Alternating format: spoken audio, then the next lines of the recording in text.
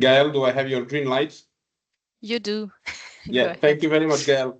I wish you all a very warm welcome from Brussels on this rainy 24th of April and slightly chilly outside to this webinar that we are organizing within the framework of an INTERREG Europe project titled MINEV, which stands for Waste Minimization in Large Events. This webinar comes after a series of exchange workshops we had. I will tell you a bit more about those later on. Before we start, I will just share a couple of very simple house rules. This webinar is being recorded for all those who missed the webinar or weren't able to join us, or the invitation did not reach them on time. So out of fair play, we will also allow them to see the webinar and listen to the webinar later on at their own ease. When it comes to the structure, I will present you the agenda later on. All the participants who are not speakers are obviously muted for convenience reasons. Nevertheless, all of you will have the opportunity to speak up, ask questions, and what we will use for that is something that you are probably very familiar with in the Teams application, and those are the chat box and the raised arm icon. And then Gael, who is supporting me with this webinar behind the camera, will make sure that all your questions would be asked and you would get an appropriate answer. So this is when it comes to the house rules. I was already talking about this particular webinar and the project that the webinar is organized under. There is also another kind of added value to this webinar, which is explained on the next slide. This particular webinar is the first episode of an ACR Plus series, which is organized under the circular lifestyles thematic area, where we want to showcase a lot of different examples, a lot of different initiatives, lessons learned, and much more from across Europe. And on one side, contribute to the MINEV project with even more examples of good practice, because Hema, who is here with us, she will close the event. She will kind of give a reflection and not only wrap up the meeting, but also give a reflection and tell more about the project and why this exchange of practices is important for any INTERREG Europe project. Some of you probably are very familiar with the policy improvements, especially if you participated in INTERREG Europe projects. But those who didn't will be able to hear more about the importance of such meetings. When it comes to the series, we will have 4 episodes. So we have this one today on reuse and repair in action, in particular in large events organized by private or public authorities and entities. We will focus a bit more on public authorities today. And then we have 3 more episodes. You can see there the dates. We will have the next one in May, on the 13th of May, on sustainable consumption of textiles and textiles waste separation. So the whole kind of lifetime of our garments and clothes and everything we buy, consume, and dispose of. And then in June, because these 2 last episodes are also part of the European the Green Week, the European Union's Green Week, and they are labeled as partner events. We will have a bit more kind of conceptual webinars on behavior change strategies for circular economy implementation. And then towards the end of June, a very special focus on social innovation for acceptance of circular systemic solutions. My name is Ernest. Before I present to the rest of the speakers, my name is Ernest, and I will be your moderator today. When it comes to the MINEV project, as I said, we now enter the 3rd year of the project. And behind us, we have 4 very interesting exchange workshops where we're talking about waste minimization in events, with a special focus on different types of events. Why did we find this important? Because every type of event implies different target groups, different visitors, different basically personalities, because we all know that a person who would go to see I don't know, a pop icons concert in an arena is not necessarily the same like, I don't know, a football supporter. We were also covering religious events, processions. We were also covering academic events and big scientific conventions and similar. We're also talking about corporate events, which require a bit more of logistics and visibility and much more that could kind of make a corporate event attractive.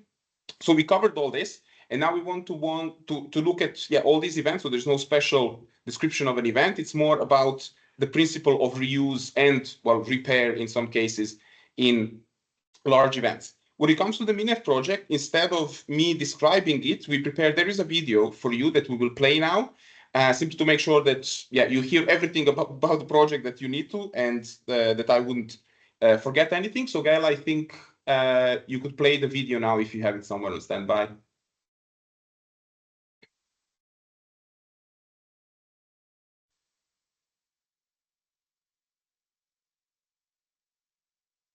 Ever found yourself swept away in the euphoria of a massive concert, lost in the magic of a film festival, or cheering for your favorite team in a roaring stadium? The energy, the spectacle, it's incredible. But have you ever stopped to think about the impact that these events have on our environment? The reality is that these celebrations frequently result in a considerable amount of waste. But what if there was a way to revel in these moments without leaving our planet in distress?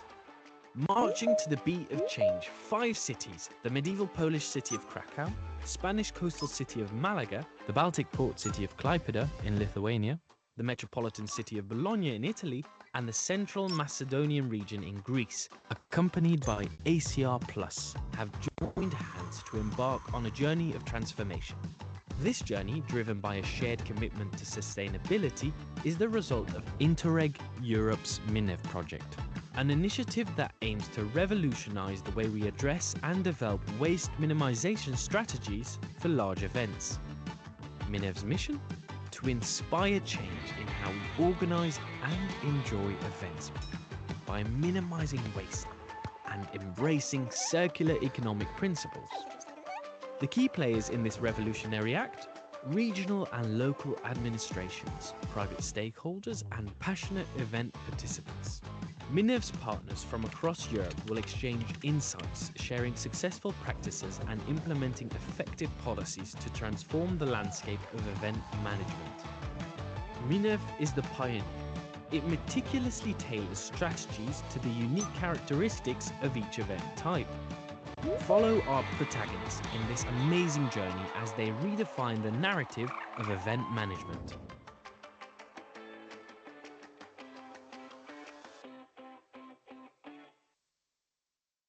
Thank you, Gael, for this video. I'm really happy that it worked, because playing a video in webinars is always a risky initiative and idea. So I'm happy it worked. And I'm also hoping that all the presentations will work that our speakers presented. So on the next slide, I will just quickly go through the agenda for today. I'm already beyond my 5 minutes of introduction, so I will quickly read out the agenda here. I would like to thank all the speakers for their time, for their contribution, for their consideration, and being here with us this morning. First, we will have Jack McQuibbin of Zero Waste Europe, who will give a kind of who will show us a larger picture of the need for reuse and driving the society to do so, with his presentation on implementing basically reuse in European cities. So a mix of frameworks, targets, and several examples. But there will be much more time for concrete examples, and they will come from Brussels, both from the region and from the city. So those who don't live in Belgium or are not from Brussels will understand why there is a difference between the two speakers, Anja van Kampenhout and Frederick Ries. And then we'll also have Ingrid Winter from Austria, from the regional government of Styria, who will present their framework on Feiern. It's another platform similar in a way to Brussels Environments one, and we will see all the similarities and the differences. And this first session, this first block will be followed by a question and answer session and a discussion. The second block is we'll see 2 speakers from the MINEV partnership. So this is what the project itself will contribute to this webinar. We will have Stamatios Papadopoulos of the Greek Fire Brigade, and he will tell us, as a stakeholder of the region of Central Macedonia, which is one of the partners, who will tell us how they organize their trainings and events and demonstrations and similar. And then we also have Giulia Maselli on behalf of the Metropolitan City of Bologna, who will present yet another Interreg, but not Interreg Europe, but Interreg Euromed project, Repair. She will correct me if I was wrong with the pronunciation, which revolves around repair a lot. And then, as I said earlier on, Hema will basically provide us with a summary and conclusions, and she will also explain how this webinar and what we heard in this webinar would be taken up by the MINEV project. So without further ado, I think I said everything I had to. So I would kindly ask Jack to introduce us to the topic of reuse and everything that reuse implies in practice. Yeah, no pressure, hey? Great. I hope you can hear me and see my screen. Yeah, that's great. Yep, it's all good, Ernest? Yeah. Wonderful. Thank you so much for the invitation to be here today, and it's a pleasure to introduce myself and the work that we're doing at Zero Waste Europe. I will try to keep this brief. I know we're a little behind time already, so that we can hear the great examples from Brussels City and region coming up. So quickly, Zero Waste Europe, we're a European network. I'm also here in rainy Brussels, but we are a network of communities, experts and organizations across Europe working to eliminate waste. You won't be surprised given the name in our society. And we do that by a top-down approach. Being based in Brussels, we advocate for ambitious European legislation, but also importantly for this, we support and mentor cities in a more bottom-up approach. We scale and pilot zero waste solutions on a range of topics from bio-waste, packaging, textiles, and for a zero waste city certification, to showcase how zero waste can be possible and how it can bring benefits in a range of different contexts across Europe. Here's a little bit about us. 23 staff members here in Brussels, and our network of members, the ones who do the day-to-day support of their municipalities. We have 37 groups in 29 countries across Europe. This makes most sense. It's not feasible or sensible if I'm speaking, for example, every day with a Slovakian or a Portuguese or a Cypriot municipality, is that we train and empower and support local groups and experts in these countries who understand the local context, the national regulations, and of course, speak the local language. And we're part of a global organization, so we are connected with what the impact of European waste has globally. About our work with municipalities, we have a spin-off organization called the Mission Zero Academy that hosts our Zero Waste City certification. This is a holistic look at what it means to be a zero waste city. We have over 50 now municipalities who are committed and to become certified in sort of what is the gold standard of zero waste. Zero Waste Europe also runs projects that I'll mention a bit with 48 municipalities looking specifically on one or two topics, for example, like packaging, reuse, or reuse in events and public procurement, as I'll speak about today. And through these two categories, we cover cities over 18 million people. And we've been working with municipalities since the first zero waste city was in 2007. So for 18 years now. And during that time, there are over 400 who made a commitment to zero waste before that. Now, what we're talking about today is obviously this, the upper ends of the hierarchy, and it's very important because, well, A, recycling alone is not enough. I think hopefully we all understand that. Perhaps for composting, recycling in terms of that is doable. Glass, okay, is potentially doable, although there are more complex issues at the moment with secondary like recycled glass, the price of that. So, but when it comes to plastics in particular, recycling is hugely problematic. So prevention and reuse are really the key, and it's municipalities need to figure out what is in their direct control, what they can do immediately, and what is in their indirect control. How do they work with the broader community? And I guess this is really important considering events. Public events that municipalities own or sort of run, and those who are more private or led and organized by private entities. Two quick projects. This is where a lot of our information knowledge comes from. Elevating reuse in cities. Brussels City is actually part of one one of the cities that we're working with, which is fantastic. But across 10 different EU countries, we're working on helping municipalities develop plastic prevention plans and really look at what they can do in procurement, in public spaces, so parks, for example, in public buildings, like the administrative sort of buildings that municipalities have, and also public events. And we're doing this through having a network of reuse experts. And we also, accompanying this, we have what is called RSVP project, this Reuse Vanguard project, looking specifically at takeaway food and beverages. So we're working, it's actually now 7 cities, including Aarhus in Denmark. And through this, we're helping create citywide reusable systems where citizens can pick up noodles, sushi, or a coffee in a reusable container in one place, one shop, and be able to drop it off or drop it off of another restaurant, or put it in a reverse vending machine, for example, to get their deposit back. And therefore, you're installing a reuse system within the city for takeaway food and beverage packaging. And there are many lessons from this that can be applied to events. I wanted to just highlight this slide because it's not 100% aligned with events, but it's really important. So packaging, for example, on the left-hand side, should be part of a closed loop system. When we're talking about events, and municipalities considering what you should be doing at events, there are, I guess, 2 main frames. There are the open events. I will speak about the Gänstefeste in Brussels, sorry, in Belgium, in Ghent, not Brussels, which is an open festival. It means that people can come and go. There's no kind of fixed entrance or exit points. This is what a closed event is, and closed events are normally much more easier to introduce reuse. For example, stadiums, concerts, music festivals, people have to show their ticket, they enter via certain points, and therefore once they're in the arena, in the space, you can introduce a system. But of course, it's not always that feasible. There are many other conditions that we try to highlight in the essential criteria of what it is to be a reuse system. Cities need to consider, do they provide the reusable equipment themselves? We have many examples, but one recently from Slovenia, whereby the city bought reusable cups and bowls and they rent them out to event organizers.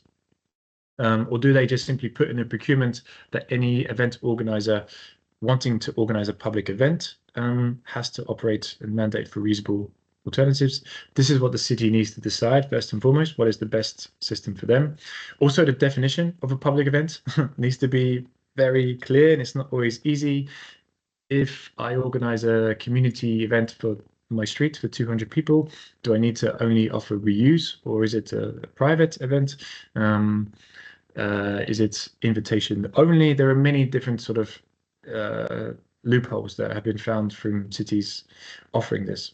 And when you look at events, one of the biggest challenges is what kind of economic incentive do you also provide? Do you implement a deposit return system? Do you give cash back? Do you offer a discount on the next purchase? There are different systems in place that really depend on what the specifics of the event, shall we say. And for music festivals or sporting events, for example, how do you create a system whereby there's not a huge rush at the end of the event? The music is over, the football game is done, where people are queuing for a long time to drop their reusable cup, which therefore discourages the return rate. And of course, what materials do you use? Packaging should really be toxic free. If you're hosting food or drink, it's even more important, therefore, to ensure that the reusable items that you're mandating for are free of toxic chemicals. And this is what we're doing in Europe, is building an ecosystem. So what we're doing, understanding the cities are key, of course, but they also need to be working together with many different partners. So that's perhaps the producer responsibility organizations for packaging waste, the local civil society groups, the waste management companies, agencies, and the businesses implementing the reuse system solutions themselves. For example, those who provide the cups or do the washing or do the transport of the packaging. What is the role of cities? These are 5 main areas, so that you can sort of start with regulate. This is the most important one. Cities can obviously ban single-use items, or they can introduce other measures in events or public spaces. That's key. Cities can also convene stakeholders together and use their power as a convening authority to get discussions going, to connect businesses with perhaps the providers of reuse equipment. You can also engage and host events to raise awareness about this, to educate communities, and to incentivize.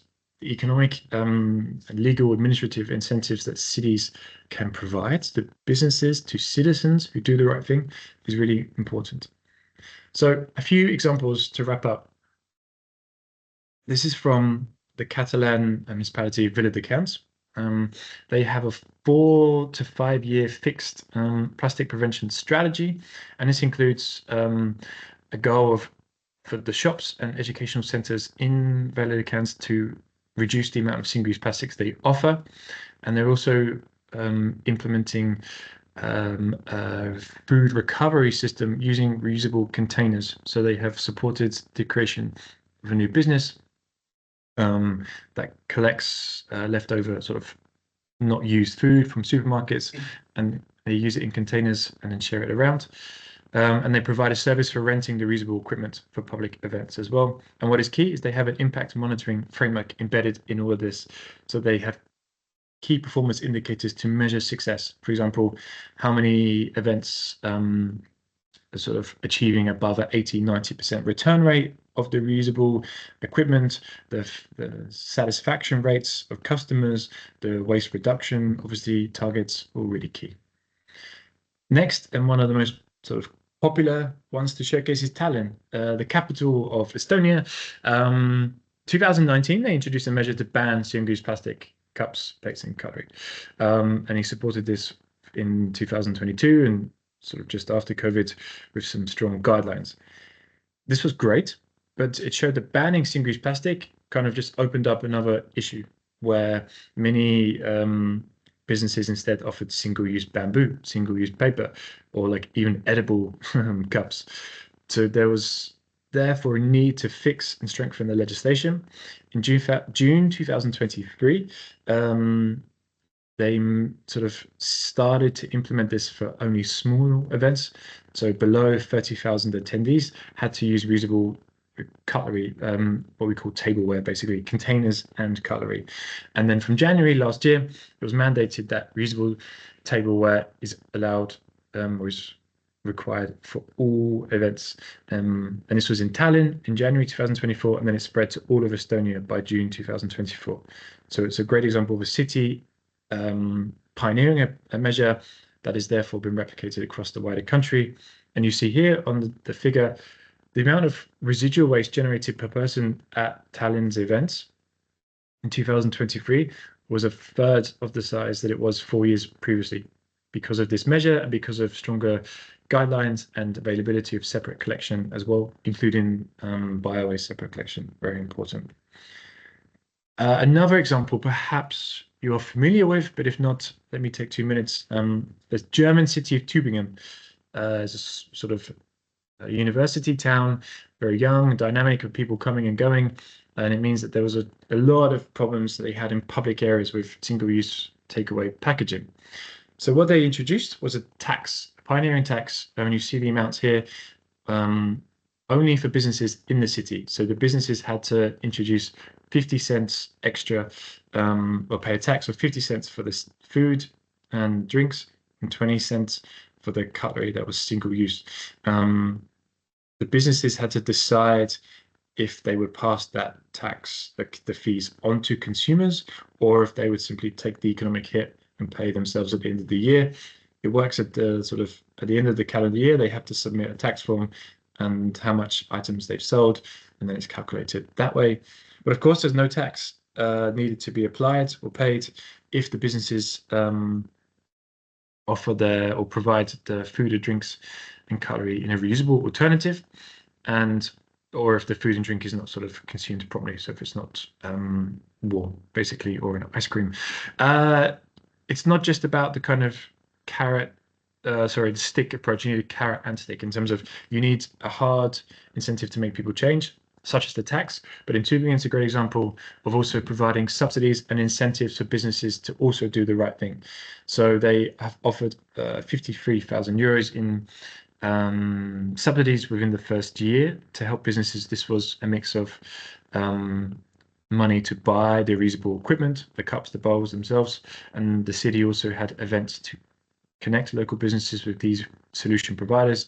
And they also offered up to €1,000 if any local business wanted to have a dishwasher for washing the cups and the bowls inside their own store. Within the first year, the data shows that they actually generated, I think it's over €900,000, near $1 million now in tax, and they had to invest just over €100,000 in obviously the subsidies, but also the time, the staff time, the events that they organized as well. So it's a net economic gain, quite a huge amount that went back into the public budget. But of course, the goal is to obviously reduce the amount of tax that they get dramatically because more businesses are offering reuse. Coming towards the end of my presentation, the Ghent Festa, it's a big festival here in Ghent in Belgium, 10-day long. Would highly recommend anyone going. It's good fun. And what you see is that they banned single-use cups and bowls and cutlery across any sort of service provider for the whole festival. And they also provided subsidies for the washing facilities to be hosted in the festival. And so there's a huge amount of positive results that you see from this. 40% reduction of the waste, total waste costs in terms of cleaning reduced by 8%. People's experience who visited was much higher because there was less waste in the street. And the general total waste reduction despite an increase in the number of attendees going as well. So it's a very important one to showcase because it, like I said, these open events are more tricky. People very easily walk away with their cups. But some key learnings from this against the Festa is, firstly, try not to brand the cups or the bowls if they're sort of in a very standard size and a standard branding, then it means that they could be reused for other events. But also it means that participants are less likely to take their reusable cups home if they don't, for example, say Paris 2024, the Olympic Games on them, if it's just a standard cup. So there are some key learnings there that can be required elsewhere. And lastly, just to finish, some other measures. We would strongly advocate that cities offer pay-as-you-throw systems or introduce pay-as-you-throw systems. This is where there's a small economic incentive and a variable fee for those who generate less waste. So households or businesses who produce the most waste pay more, and it's not a huge amount of economic incentive, perhaps 20–30% of the original waste fee, but it's a proven methodology for reducing residual waste through more collection and prevention. Other cities also offer subsidies for businesses. For example, Milan offers a 20% tax discount that businesses like supermarkets and canteens have to pay if they showcase that they are donating the leftover food every day from their actions. In Austria, in Graz and Vienna, they offer a repair bonus, but this is also commonplace in London and many other big cities, whereby citizens can get up to 50% of their repair costs back on electrical appliances, but there's no reason why this can't be applied to other waste streams. And we see cities increasingly offering zero waste labels or other communication incentives for doing the right thing, businesses. This is about the packaging and packaging waste regulation, but I think quite over time. There are a number of other topics that cities can do to align themselves with what the EU requires, but also to go above and beyond. And I think, yeah, you will have these slides afterwards to share it, but there's a lot that events, the role that introducing reuse and waste prevention events can play in terms of immediately reducing the amount of waste, but also installing more of a reuse culture locally, and what this means for businesses as well and the key local stakeholders. So I won't dwell too much on this. So I'll wrap up there. Forgive me for going slightly over time, but you have my email here for any questions, and I wish you, yeah, a wonderful rest of the day for the meeting. Thank you very much. Thank you very much, Jack. I'm really happy that my invitation reached you and that you accepted it, because I think this was an amazing way to start this webinar. I was really happy to hear all those keywords that probably give headaches and sleepless nights to many event organizers and us practitioners as well. You mentioned the deposit scheme. You mentioned when, where, and who to recuperate all the used tableware, cups, etc. You mentioned branding. You mentioned all the differences between open and closed events, as in like when there is a perimeter, when there is no perimeter. So these are all kind of important keywords that I was hoping to hear today and that we can discuss them later on.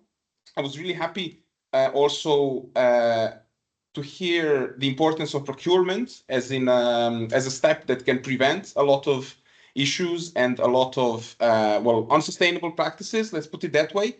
And there was that one project, RSVP, which had, I think it's a publication or a kind of a guidance on funding as a kind of an enabling condition. This is very also something that I come across often when working with different public authorities, because, well, to start a new practice, very often there is some funding necessary. So I will certainly follow up on this and look at this particular publication later on. I will have a question for you. So I don't know if you will stay for the next 3 presentations at least, and then we would have just a discussion, because there was just one thing that I wanted. You mentioned visitor experience, and I was just wondering, but I would ask this later on. What about the social acceptance? Like, what is the feedback from those visitors, from those, the different target groups that are using? Do you think people are getting used to these new practices, or is this something that confuses them, or something that is difficult to implement because of certain kind of repellence or something like that? But I would ask you this later, because I know Fred needs to leave at noon, I think. So I will also ask Anya if she's okay with letting Fred speak first on behalf of the city of Brussels, and then I think it should be fine if Anya. It makes more sense that Anya starts. It's fine. It makes more sense. Okay, then we will stick to the original agenda. Well, so Anya and Fred are people I know because, well, we live in the same city, and I'm really happy and thank you very much for returning the favor after the workshop you organized some month ago, I think, on how to kind of reinforce and apply different regional strategies in Brussels among the 19 municipalities. And I was happy to be there and share an experience and the success story from the National Stadium that I worked on with the City of Brussels, the Royal Belgian Football Association, and other stakeholders. And I'm really happy to welcome you here. Because there was one thing that I heard there, that I saw there at this workshop, that made me wanting to share this with the MINEV audience. So Anya, please go ahead, and then Fred. I literally, maybe I don't even need to interrupt your presentation, because Fred will perfectly build up on what you would say. So please go ahead, both of you. Thank you very much, Ernest.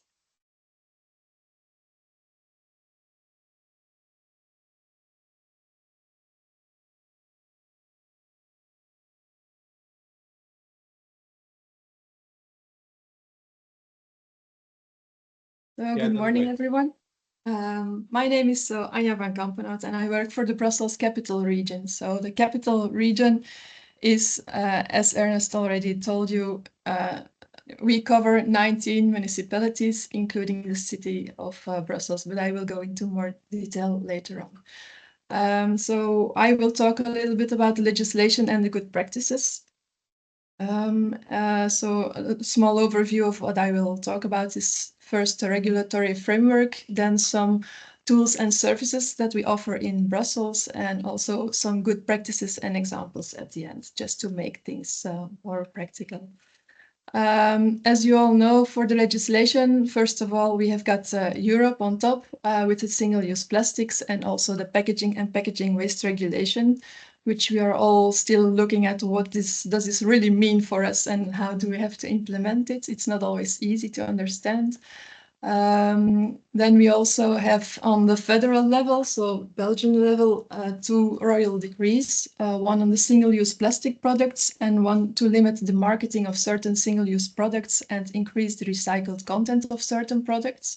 And then, as we are in Belgium, we've got our complex system of a Flemish region, a Walloon region, and the Brussels Capital Region. So for the Flemish region, they have their own local regulations. It's called the VLAREMA. In the Walloon region, they've got a decret and an arrêté so for in Wallonia, and I will talk a little bit about the Brudalex, which is our legal framework for the Brussels capital region.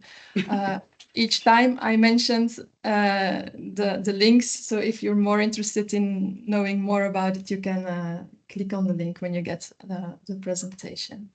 So our famous Brudalex, it gives the provisions for public entities supervised by the Brussels capital region in the context of their own activities and the events they organize. So we are only targeting the public entities. Our regulatory framework is not applicable for private events.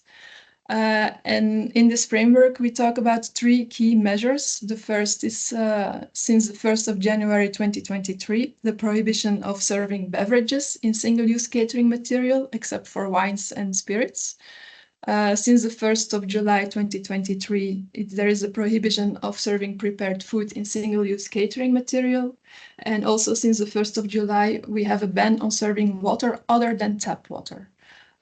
So I really would like to point out that our measures not only concern plastics, but they concern all single-use materials. So it's larger, just as Jack said, also to prevent a shift from one material to another material. So in the Brussels capital region, we have developed some tools, and we also offer some services. First of all the professionals can contact us via a help desk, and they can contact us by mail.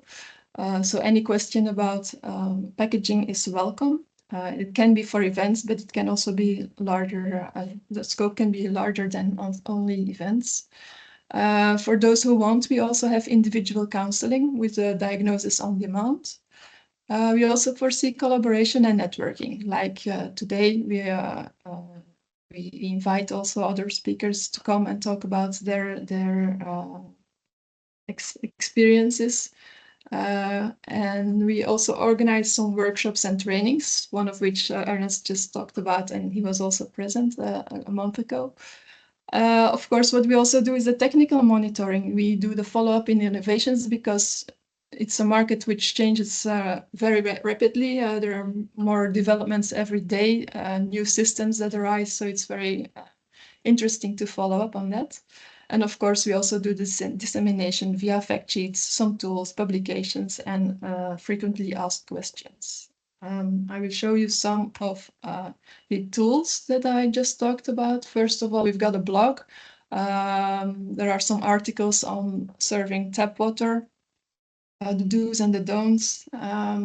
We also have information about systems on reusable catering material within an organization. So we've got events, but also within an organization, you can choose to dispose of this disposable cups and implement an reusable catering material also in the canteen, for instance.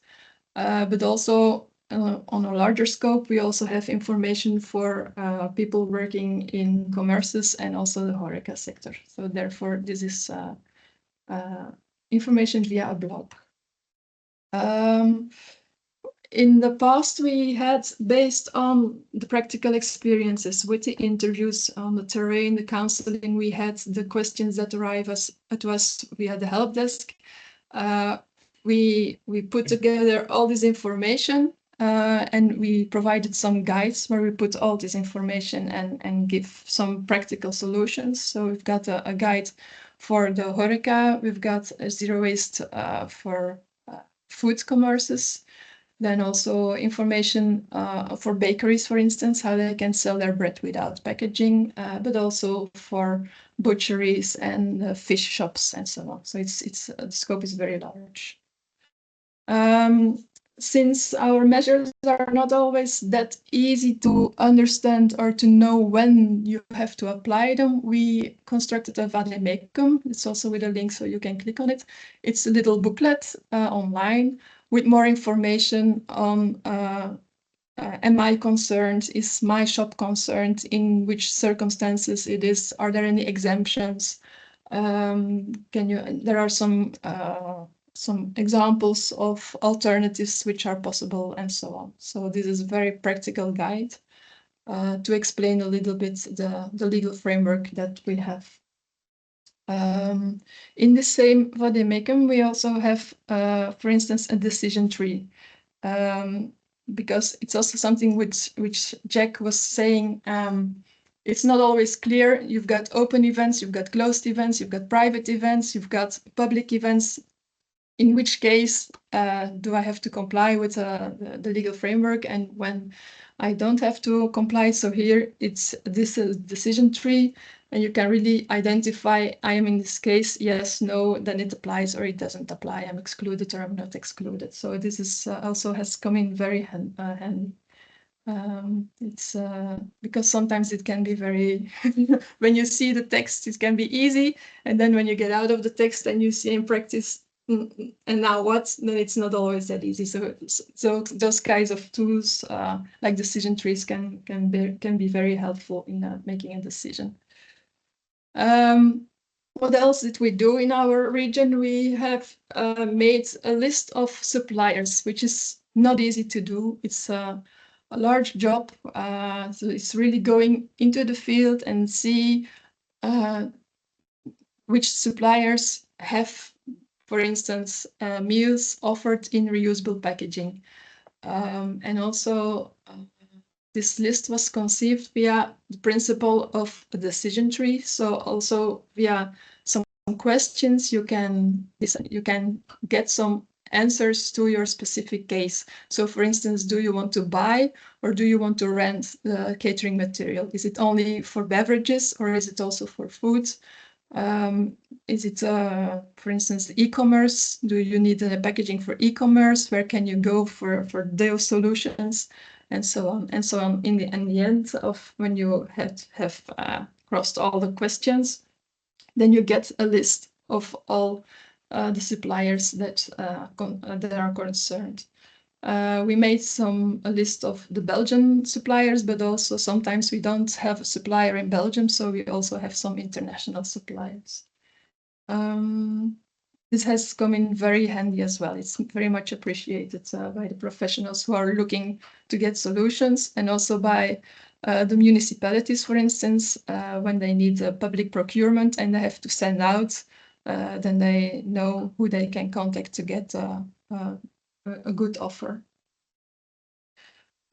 Something else that we did is, it's nice to say that the events, they need to use reusable cups, but all those reusable cups and cutlery and so on also needs to be washed. So we made a map, an interactive map of the washing facilities for reusable containers.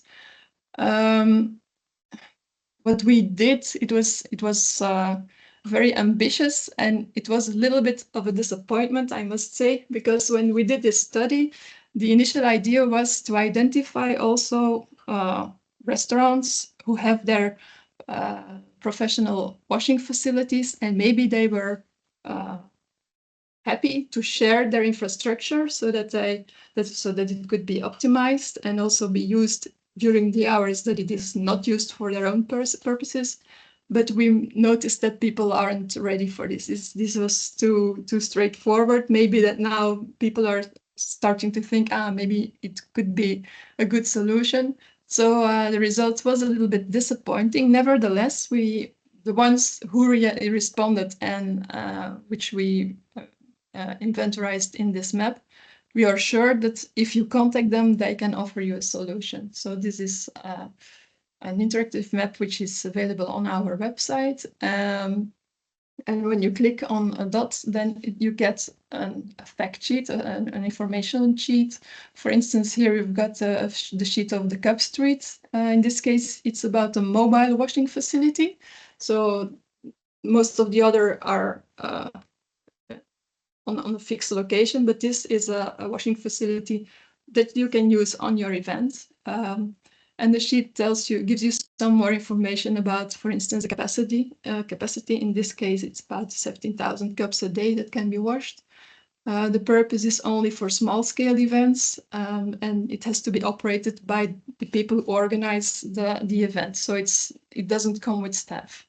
But the installation and the briefing is done by the people of the Cap Street. They also tell you something about what is needed. It needs electricity, it needs a supply of cold water, and the dirty water needs to be evacuated, for instance, and then some contact details. And it tells also something about the consumption. In this case, there's a higher consumption than when you would use a fixed infrastructure. So it also tells you something about the ecology behind.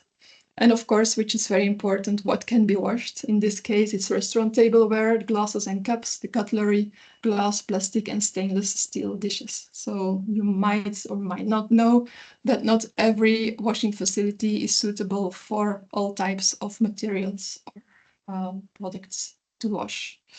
And here they also clearly indicate that when you use this, you have to reuse the dishes immediately. It's not to store afterwards because the dishes are still a bit wet when they come out of this machine. So this is also something that people find very interesting.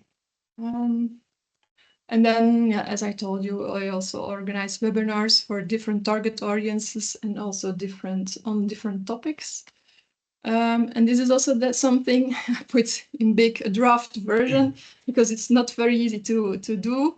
What we tried here is to visualize the combination of the single-use plastic, the PPWR, the Belgian regulation on a federal level, and the Brussels regulation. So, for instance, this can be very useful for a food truck. Okay, now with all those different levels of within the legislative framework, what can I still use and what can't I use? And so there is also, we made a difference between events, private events, and the information for the public authorities, also when they organize an event. And so we also already tried to put the information which is foreseen in the PPWR in the future. But since we don't always know if, for instance, a micro enterprise is included or not, this is a very difficult exercise to do. But so what we also did is instead of saying, no, you cannot use this anymore, we also put some reusable alternatives to tell them what can you still use. So this is something we're still working on, also to make sure that people who get this without extra information, that this is a really ready-to-use tool, because yeah, you've got to set the barrier very low, because a manager of a food truck, he's not going to read all the small letters in the legislation.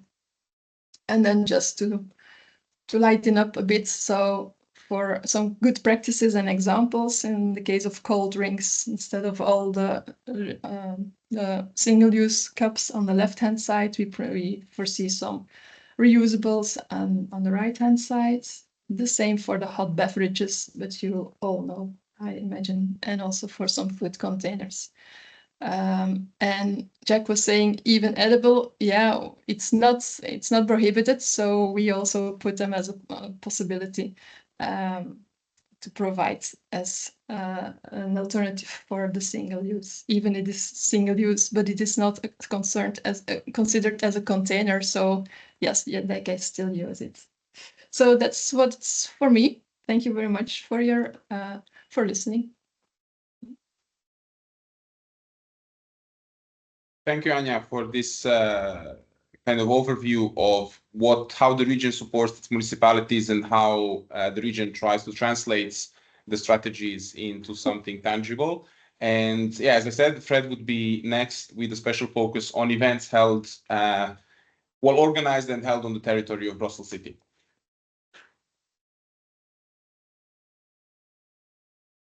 Yes, just a second. I'm fixing.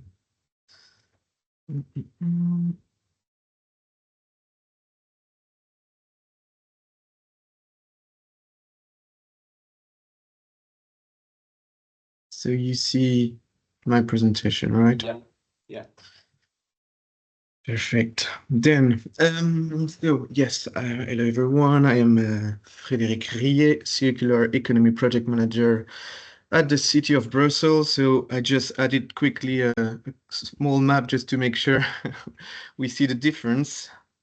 So everything that is in blue is linked somehow to the city of Brussels, and we are in the big region, capital region of Brussels. And one of my topics, of course, is to promote reuse in events, mostly events on the public space. So what I'm gonna talk about today is how we are basically applying internally the different local regulation, how as well the city position itself on that theme to scale up reuse in events on the public space, and how we support event organizer. Finally, I'll go a bit more in details for those two large-scale event, the Brussels 20 kilometers and the Winter Wonders, or Plaisir d'hiver in French. Okay, so because I think it's important, I'm going to start with this legal basis. As Anya mentioned and explained, so since 2023, all Brussels public authorities have some obligations. So regard to avoid single-use packaging and promote tap water. So what we call the exemplarity of public authorities. And the reason I'm mentioning that is because we make sure in our new building we are following all those rules. So you will only find reusable crockery, cups, glasses, plates in all the shared kitchens, around the coffee machine, and in the meeting rooms. Also, it's just like basically we recently moved there, so it helped to make sure we have extra dishwasher storage and plenty of water points. I'm talking about that because it's not only about infrastructure, but it's also like an internal change. So there's a big change management ongoing, and we have added new processes to make sure, for example, that everyone in the leadership position is aware of what we need to what are the rules we need to respect, and also, of course, what we want to do is to basically we want to walk the talk internally as well, because it would be difficult, of course, to request things to event organizer if we don't apply them internally. So that's why we are also making sure that our procurement and facility department is providing us with tools and processes so that it is also facilitated internally, and even the departments who don't really know what's going on, they should be able to easily access a list of suppliers who will respect the different regulations for the events they're gonna organize inside the building or outside. So yes, so we are just making sure that internally we know what's going on, and we try to be exemplar on that topic.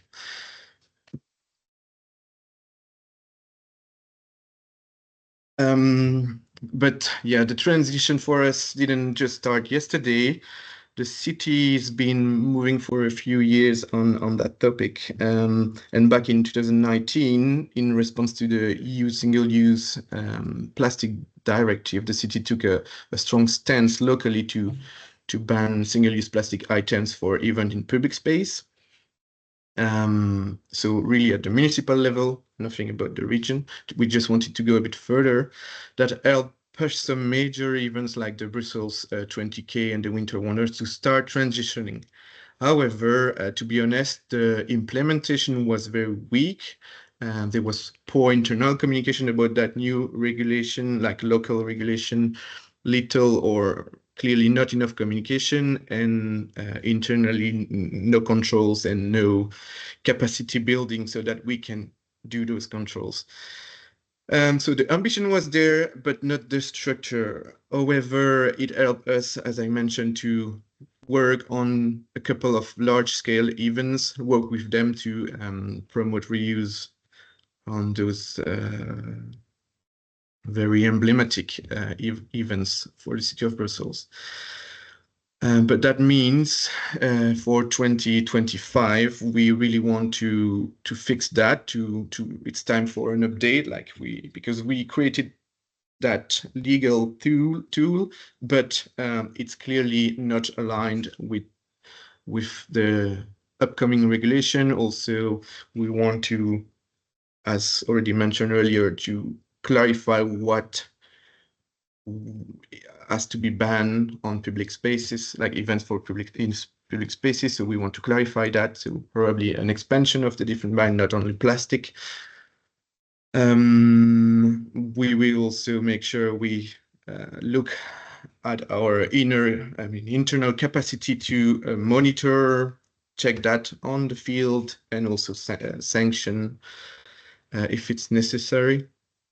But all this is taking time. Luckily, we are supported in this process by Zero Waste Belgium, and also we know that we can also contact the region, for example, Anya, if we want to clarify specifics on what we could do or not, or to make it clear for the different stakeholders for the city of Brussels. So yes, at this moment, we are really trying to find the right balance between a public-driven, like the frame, a proper frame, the different incentives that I will mention right after, and some guidance. And the last thing is we also want to move from public-driven reuse to more organizer-driven reuse. We want to make those big events more. We want them to own now the transition, because we would like to focus on smaller events as well. So how have we been supporting events the last few years? The main thing we have done is to acquire a big stock of reusable items, reusable cups, and also food containers, but I'm talking about a few hundred thousands of reusable cups, having in mind the big events such as the Brussels 20K.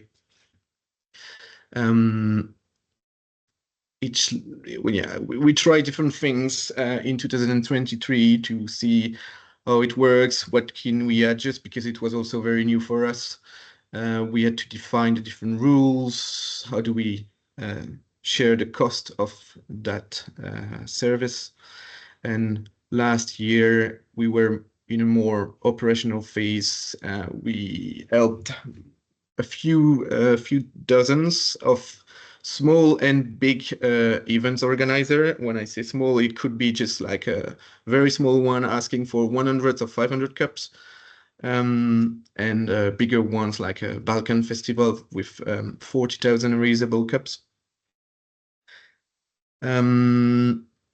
Yes, something I didn't mention is that in this, let's say, first years, we just wanted as well to make sure that it is free for non-commercial events, so they can just borrow the materials. The only thing is that they need to cover the washing cost, because it has to be done, let's say, following a proper industrial process to ensure hygiene.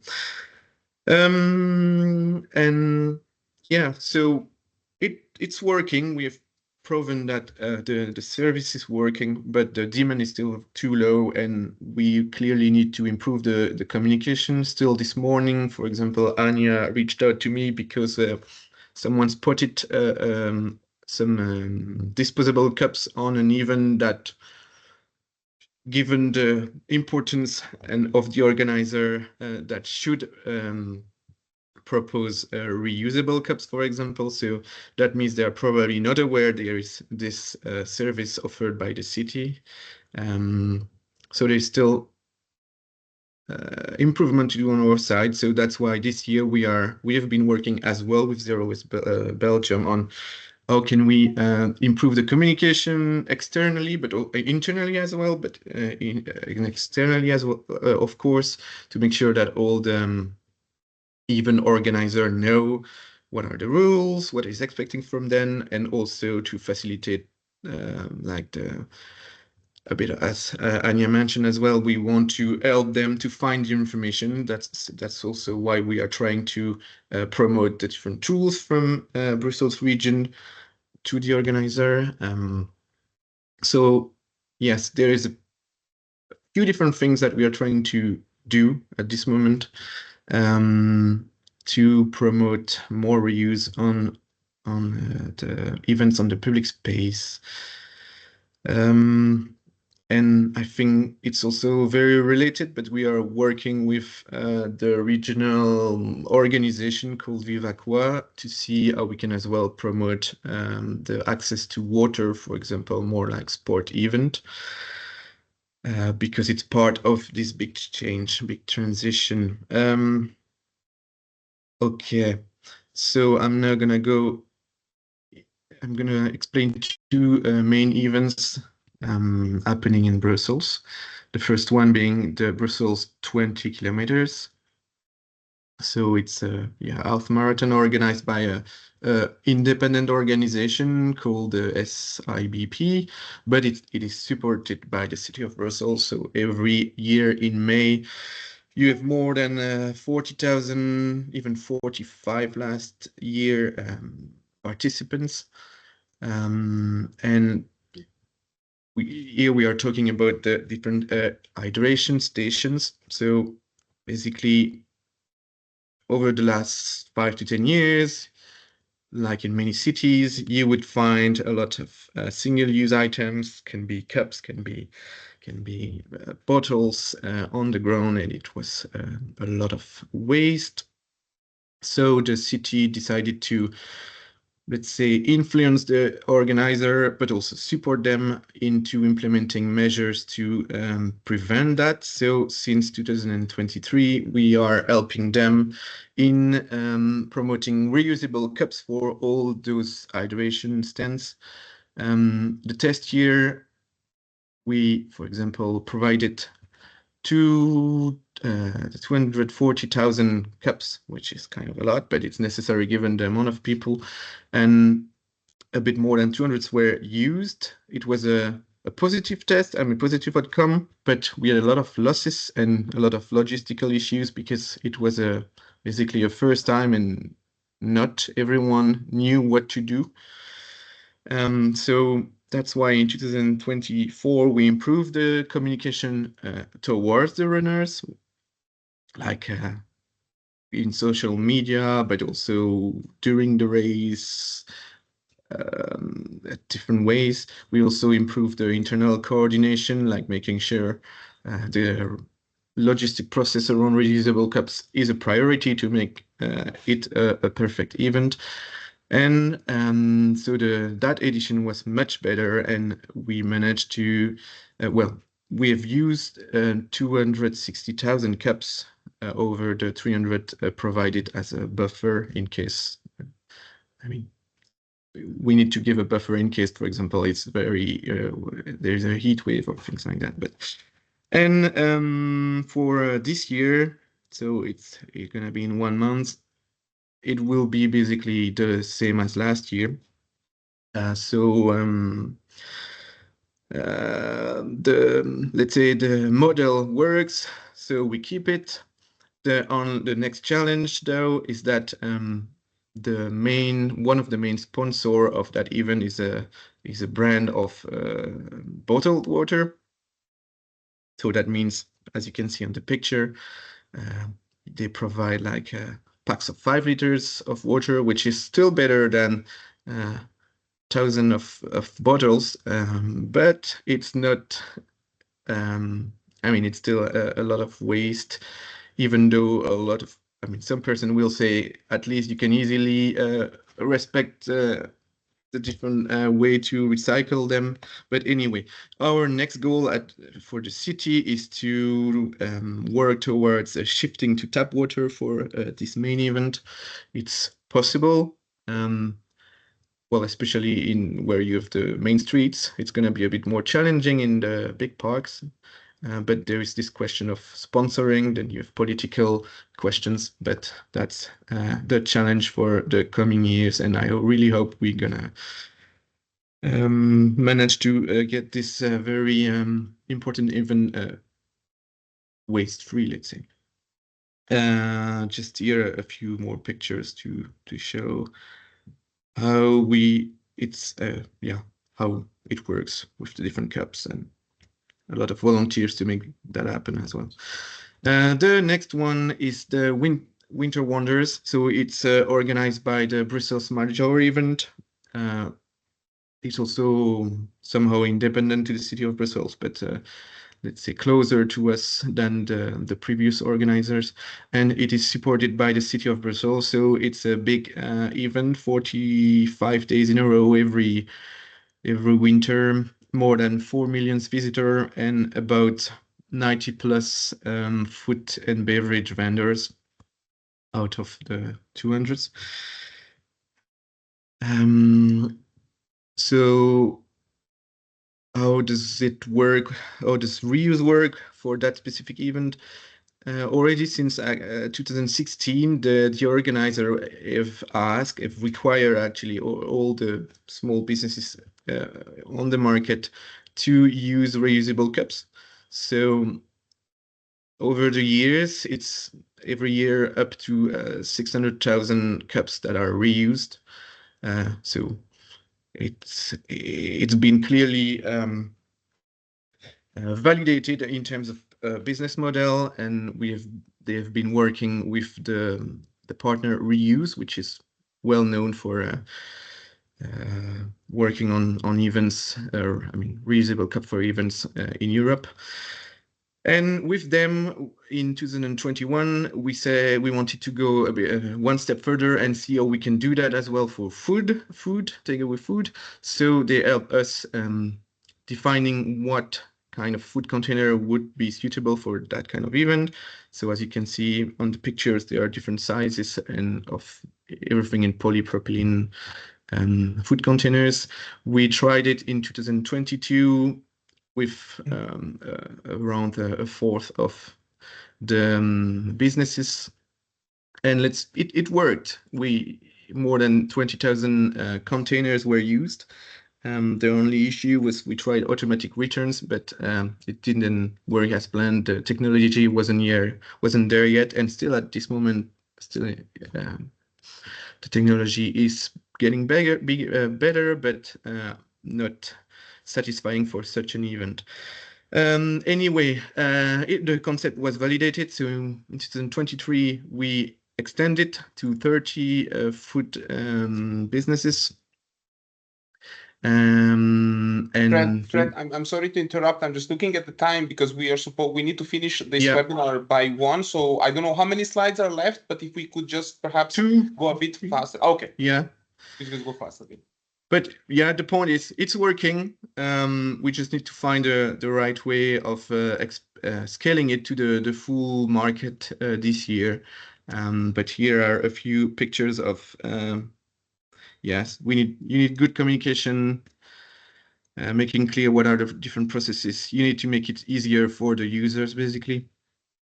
And you have to have a very strong logistic chain, like the logistic partners have to know what they need to do. And here's an example of the industrial washing facilities that have been used the last years. So here's my conclusion. We try to lead by the example as a public authority. It's finding the right balance as well between the regulation, the tools, communication, and it's a work in progress. We are far from being perfect, but we are working towards doing the best that we can to support the different all event types and size, and helping them to promote reuse. That's it. If you want to contact me as well. Thank you very much, Fred, for this presentation and for the follow-up on what Anya was speaking and providing us with these clear examples and events as good practices. I really liked the fact that you were mentioning a lot testing, and then continuous improving until you reach the most optimal setup. And I see that 2025 is the milestone for many different events to reach this optimal setup. So I hope you will succeed with that. We have one more speaker, Ingrid, from the regional government of Steiermark in Austria. I'm really wondering how similar or different their support platform is to the one in the Brussels region. Ingrid is also someone who has previous experience with INTERREG project, so I'm sure she knows how important sharing these good practices is when it comes to the different objectives of the INTERREG program. So please, Ingrid, go ahead. I'm really curious what your support scheme looks like. Yes, hello. I try to share now my screen, the presentation. So that's the wrong thing. Yeah, that's me. So it's always the wrong one I get. Yeah, it's always when you use two screens. Yeah, this and then start the presentation. So now you should see the great, the full screen. I have to apologize. Just now there started a heavy thunderstorm with hail, so it's difficult for me to understand you, and there's a lot of background noise here in my office. I hope you can hear me. We can hear you. Just make sure you don't sit too close to the window. Yes, I'm not that flexible. Yeah, so yes, thank you for the invitation. My name is Ingrid Winter. I'm head of the Waste and Resource Management Unit at the Office of the Regional Government of Styria. Styria is one of the 9 provinces of Austria, located in the southeast of Austria. We have about 1.2 million inhabitants, so just that you can you have a little bit overview what I'm talking about it. I present you an initiative that is called in Austrian German Gescheit feiern, which can be translated somehow with clever feasting. And so I stick to the corporate design that I received from Ernest. So I start now with the problem that was addressed. I would just ask you if you could go in full screen for the presentation. Sorry? If you can go full screen with the presentation, because the screen we see are the slides, not necessarily the presentation itself. Okay, I thought this is...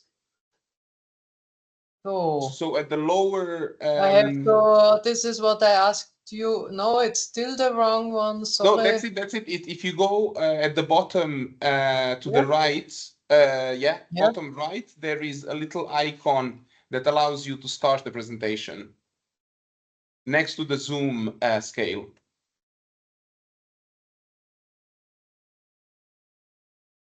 So. If you do... Okay, now we lost it. Shall I share the presentation otherwise? Yes. Because it's not possible to choose the right screen. I have 2 screens. Yeah. So I cannot. So if you can share it, you have also the file, please. Yes, I'm loading it. Okay, we'll do that. Trying to go full screen. I'm sorry for that.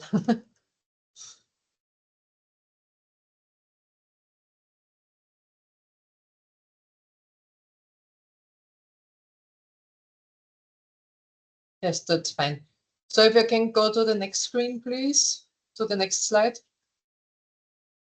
Yes. So what was the problem? Of course, too much waste at festivals, and we sorted out that per person which is visiting a festival, around 1 kilogram of waste is produced there. And of course, we heard it before, the main causes are disposable packagings, disposable tableware, cups, and so on. And what we were also focusing at was the ecological footprint, which is also influenced by long transportation routes for both the food and the guests who are visiting the festivals. So we have a long tradition. We launched in the year 2001 already on the occasion of the yearly Styrian provincial exhibition, which was in this year in the city of Weiz, the pilot project on shed fire, and really focused on waste prevention for it. Since 2017, this shed fire is part of the Green Events Styria network, which is part of the Green Events Austria network. The difference is that Green Events focuses on a broad variety of measures you have to take, or you should take. It's more sort of recommendations and also focusing on things like energy consumption, water consumption, accessibility, and so on. Shed fire has very strict criteria because it's not only an initiative for festivals with low waste or zero waste almost, and regional foods, but it is also a subsidy scheme. So for Gescheit Feiern, you can get a subsidy if you make festivals under this scheme. So it's allowed only to use reusable tableware, cups, etc. You have to provide regional food, preferably organic regional food, and for food that cannot be grown here in Styria, like for instance coffee, you must use then products with a fair trade label. And this is also the first 3 points are really compulsory to be able to use to name it as Gescheit Feiern Festival and also to get subsidy for it. The 4th point, sustainable transport, must be recommended by the festival organizers, but you can of course not force all the people to come with public transport. So this is a recommendation, but it has to be recommended also by the festival organizers. So next, please. So here you'll see the image of Gescheit Feiern Festival, one of those festivals. So what were the objectives? It was to reduce waste at events by 90%, to increase the region, to increase the added value in the region by supplying only regional foods and beverages, and it's very old, so it's in the last almost 25 years. So we calculated at least 10 euros per person. It's now, I think, maybe the value should now be a little bit higher, what an average person is spending at the festival for food, drinks, and so on. So it's a minimum, I think, should be more now in the last years because the prices have increased. We want to reduce climate relevant emissions, and we also, for instance, one of the highlights we have from 2015 on is that it's also fully implemented at the event called, it's difficult for me to make a presentation if it's always the size is changing all the time of the slides.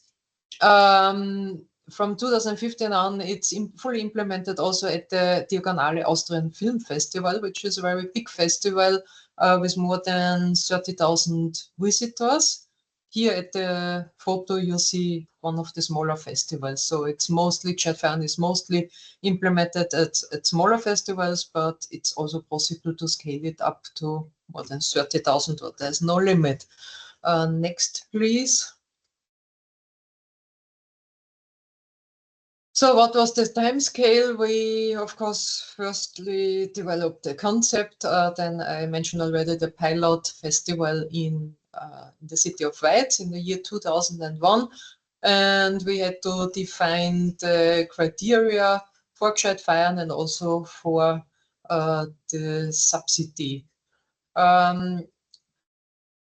We developed a brand, a label. The logo you see here is protected. So this Gescheit Feiern logo can only be used at really dedicated Gescheit Feiern festivals, cannot be used by anyone. and it can also not be used by whoever. It's only people who do chat fire festivals. And what we also did is to be able to set these festivals, to provide such festivals throughout the whole region of Styria, is we set up a network of advisors in the regions, and this is done by the waste advisors of our 17 Styrian waste management associations. So the waste management associations are municipal associations, and they provide waste advisors with a broad range of tasks. And in each of these 17 waste management associations, there is at least one person who is also dedicated to these Chatfeiern festivals. So to give information, also to help people with applying for subsidies, and also to check, of course, at the festivals if the Chatfeiern criteria are fulfilled there. The human and financial resources that were needed. So the concept was more or less developed here in our department, and in collaboration with the waste advisors in the region. And the logo was developed by a third party. And for the subsidies, that is allocated from our annual budget here in our unit. Information and regional advisors are also meeting regularly on a regular basis, more or less twice per year. What I also want to mention is that the commitment of those dedicated waste advisors is varying. So there are some persons who really make a lot of effort. There are a lot of festivals. The higher the effort, the commitment of these waste advisors, the more festivals under Chatfeiern are there. If they have less, if they put less energy in this work, then of course there are also less festivals. There are, of course, for the organizers of such festivals, higher costs, of course, because they have to organize reusable tableware, reusable cups, for instance. They have to take it back, they have to serve it, they have to clean it. And that's why we have also a subsidy scheme to at least cover part of these additional costs for the organizers. I think we always must be aware that it is more work, it is higher costs also for the organizers, and we have to support them as good as possible. So next slide, please. Good. Mentioned already our network of waste management advisors. They, just to give you an impression, we had in the beginning in 2001 543 municipalities throughout Styria. Today it's 285, and they are all organized in one of the 17 Styrian waste management associations. So these are, of course, our cooperation partners, and our stakeholders are the festival organizers, and they come from almost everywhere. So, for instance, the Styrian Organic Harvest Association, who has several festivals every year. The Diagonale Festival, I mentioned already, several sport clubs, mostly, what we also have seen in the presentation before, organizing running competitions. A lot of municipalities organize festivals on their own. For instance, volunteer fire departments make a lot of festivals, but various associations, so I cannot mention all of them here. We have, on average, since 2001, we had every year more than 200 festivals under the Chatfeiern scheme. So you can imagine that a lot of different organizers involved. If you go to the next slide, please. Here you see now some impressions. The left pictures, the two pictures on the left side are from this Diagonale Film Festival. It's in the middle picture on top, you see our plastic beakers in our latest design. So this changed a little bit, but I have also one here, if you can see it, maybe. This is the small one with 0.25 liters. We also have a bigger one with 0.5 liters. Due to safety reasons, it's made from plastic, but due to safety reasons, it's used a lot, and you can wash it in the normal dishwasher. But that's not compulsory. You can also use beakers or some porcelain glass devices. So that you see on the right picture, a lady with two glasses with beer. So it's the only thing is you have to do is to use reusable dishes. That's the only thing. And on the right side at the bottom, you see a mobile dishwasher. We have also cooperations with stationary companies' devices where you can borrow such reusable dishes and can also get washed them there. So next slide, please. So what results did we achieve? I mentioned already, I forgot this here on this slide, on average 200 festivals per year, including the year 2020, where we had, due to Corona, of course, no festival, or only 3, I think, before we had these lockdowns. So from 2001 until including last year, over all the years, we had around 4,900 subsidized festivals with about 4.8 million visitors, calculated roughly 4,300 tons of waste that could be prevented by celebrating under this Gescheit Feiern scheme. And because you have to use only regional food, which is also, of course, saving carbon dioxide emissions, but we could not calculate this on a really good basis. But what we could assume is that the benefit for the regional producers of food is at least something like 48 million euros. So really a lot of money that stays here in the region and helps to support our farmers and so on, our food producers, which are mostly large scale compared to other European countries. The range of our events is with respect to the visitors from less than 100 visitors to, like the Diagonale, more than 30,000 visitors. And the range of events with respect to the areas is from customs or culture, sport, and other festivals. So there are no borders to implement Gescheit Feiern. And once more, back to this Diagonale Film Festival, they implemented under the name Diagonale denkt weiter, which means something like Diagonale thinks ahead.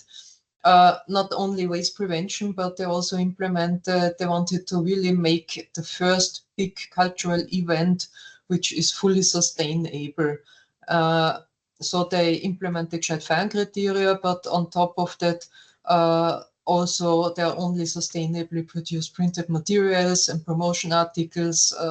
There are sustainable mobility offers. They have certified sustainable event locations, and also the floristry is from organic, were grown in an organic way. So according to organic farming, they are seasonal and from regional sources. So that's really a very impressive project. They also have a website, so you can look at this. So next slide, please. So which challenges did we face, and partly still are facing, is that there is really big additional effort for the organizers. You have to choose the right amount of subsidy. If it's too high, the costs are too high for us. If it's too low, it's not really an issue where the organizers say, okay, we will change to JetFire. So you have to find the right amount of subsidy.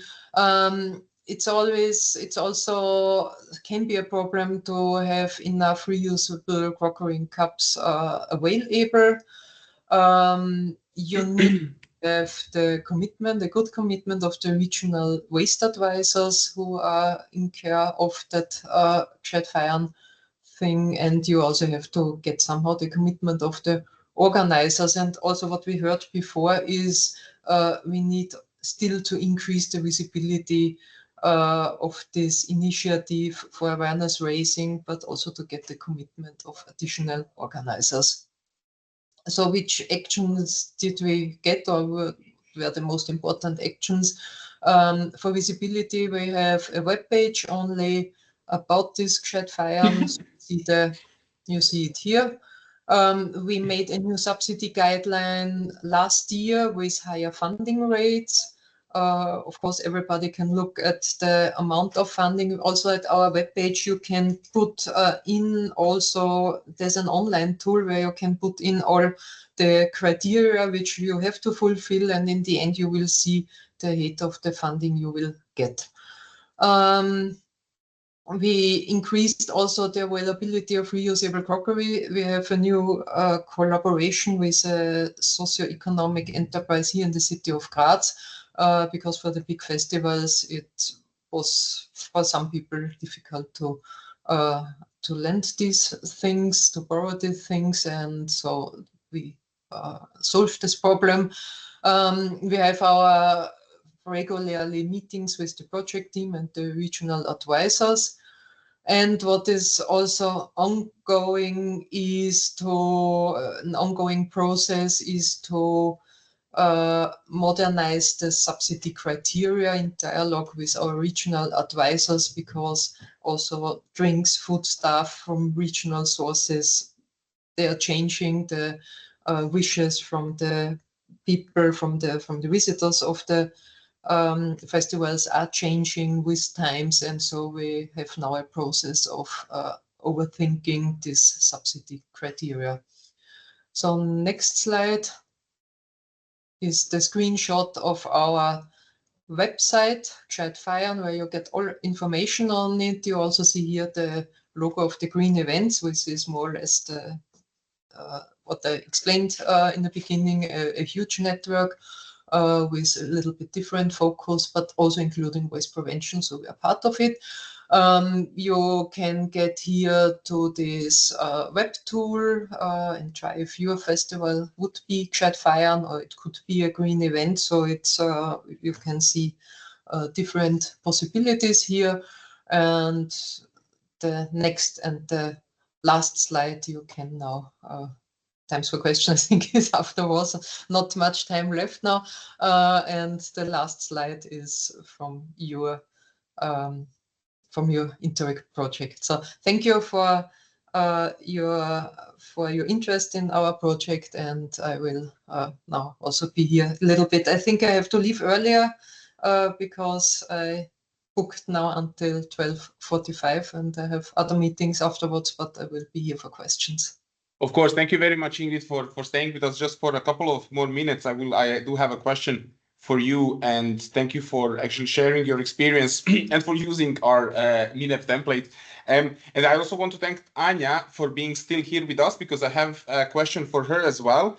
But Ingrid, perhaps because your presentation is now kind of fresh and and a lot of people are probably impressed how early you started doing this. So you're talking about year 2001. Back then, I don't think anyone was mentioning single-use plastic or packaging. I mean, back then we had the Waste Framework Directive from '96, which was more or less the only kind of European strategy out there. So I was wondering in 2001, like, what inspired you to actually start thinking about zero waste events and green events and eliminating single-use plastic? Like, were the event organizers looking at you a bit like weird, like why are we talking about this in 2001? It was 20 something years ago.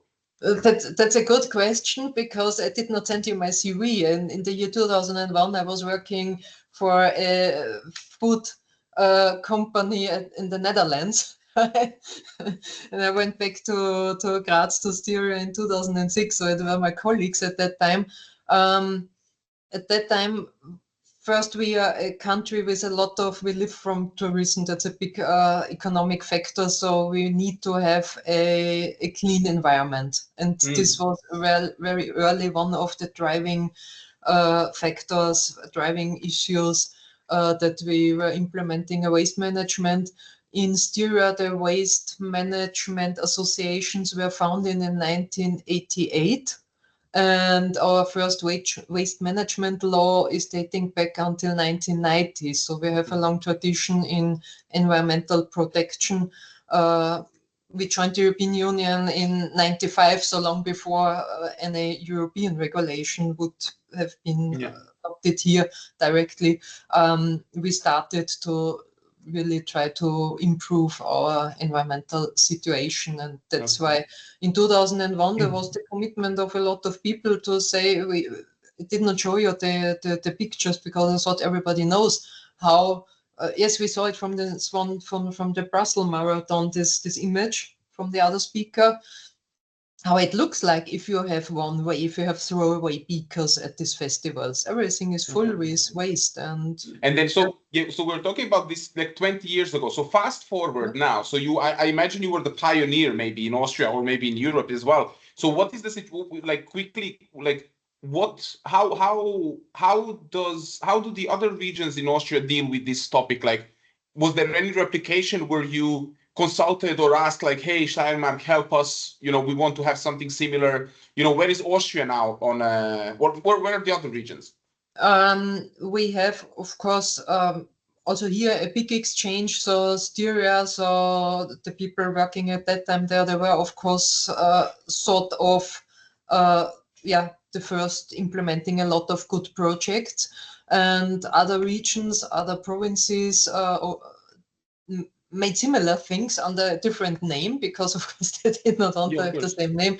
So it's, for instance, in another province, it's called Clean Festival. So somehow, of course, we always have an exchange. Also, we take ideas from others, of course. That's I mean, of course, it's very important. And now, as I mentioned, since 2017, there is this Austrian-wide network, Green Events Austria, and also Green Event Styria. So each province has its own green event thing, but this is a broader focus, but more in the sense of recommendations. And so this Gescheit Feiern really has very strict criteria, because otherwise you cannot provide a subsidy. Green Events is not subsidized, but you don't need to, I think it's something like 12 or 13 criteria there. You don't need to fulfill all of them, and you can call it a green event. But there's also a certification scheme that's something different under green events. But with Gescheit Feiern, it's really, we wanted to show that you can apply such strict criteria. And we help with the subsidy, and with more than 200 festivals. So in the beginning it were then higher subsidies. We had 400. Now we are something like 150 per year. We try to improve this a little bit again. It's still it's a lively community. It's nice to see. That's great. Thank you very much, Ingrid, for also sharing these numbers with us, because kind of monitoring and being able to put kind of a grade or a mark on the success and seeing that, something that we do is successful is always probably inspiring. Thank you, Ingrid, especially if you need to leave. Thank you very much for your time, and good luck with the label and with the platform. And I'm sure we'll be in touch in the future, because I'm sure there will be more opportunities for collaboration. Welcome. I'm happy if you keep me informed also with these other presentations, which will be coming. It will be. Yes, it will be recorded, and we will get back to all the speakers. I'm sorry that I have to leave now. Bye, and thank you. Bye, Ingrid. Anya, so one question for you before you probably need to go as well, because we are a bit, well, not a bit, but behind the schedule. So I was there at the event, the workshop that was organized a month ago. I saw the presentation and I loved it. As someone who loves a good infographic and interactive maps, that's something I love. And having something like this is probably something that helps the organizers as well. But so at that workshop, we had maybe not 19, maybe there were like 13 or 14 different municipalities. So could you maybe like what were the biggest challenges that are being encountered by local authorities? So what was the feedback you got, or what were your observations from other municipalities? What are they complaining about? I think it's about the access to information, that it doesn't always come to the right person. So the people who were present, of course, they are aware of the legislative framework, but they also mentioned to me that even they have problems informing their own colleagues and the other services which are concerned within their municipality. So it's very, very hard to reach the right people. And of course, some of the things that were also already mentioned by the other speakers is it costs a lot of money, and public authorities, they need to plan in advance, and you have to make a budget prospection for on a long term, and it's not always foreseen. So we need to give them enough time to make estimations and to foresee this within the budget. And currently within Brussels, there is budget restriction, so they really need to set their priorities and see where what can still be done within the same or a lower budget. So those are the two main topics, I think. Yeah, thank you very much for sharing that with us. And we will now move on with the agenda. We have two more examples from the MINEV partners and their stakeholders, one from the region of Central Macedonia and one from the metropolitan city of Bologna. I apologize to Stamatios and Julia for this delay. I sincerely hope they're still with us. I know that Stamatios is actually he actually has his shift at the fire department at the station. So I sincerely hope there won't be any emergencies during the presentation. Stamatios, if you're welcome to the webinar. I just heard your voice. I think you can go ahead with your presentation. Okay, well, let me share my screen. And hopefully until now we didn't have any emergency.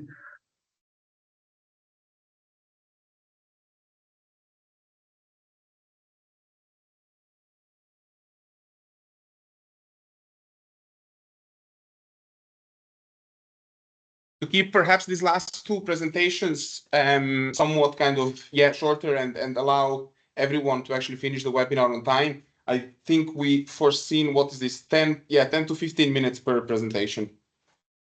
Okay. Do you see my presentation? Yes. Okay. So, good morning, ladies and gentlemen.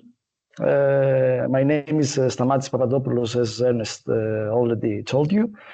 First of all, I should thank the organizers of this webinar that gave me the opportunity to share with you on behalf of the Hellenic Fire Service the practices that we follow during our exercises and missions in order to contribute in the effort of the DG ECHO and UCPM, the Civil Protection Mechanism of Europe, for greener search and rescue operations as part of the European Green Deal commitment. Sort of to introduce myself, I'm a lieutenant at the 2nd Special Disaster Response Unit located in Thessaloniki, Greece, since December of 1999, when I joined the Hellenic Fire Service. Head officer of one of the 3 shifts of my unit, and as we speak now, I am on duty. Second head officer of the dive rescue team unit, a member of several special teams of our unit also.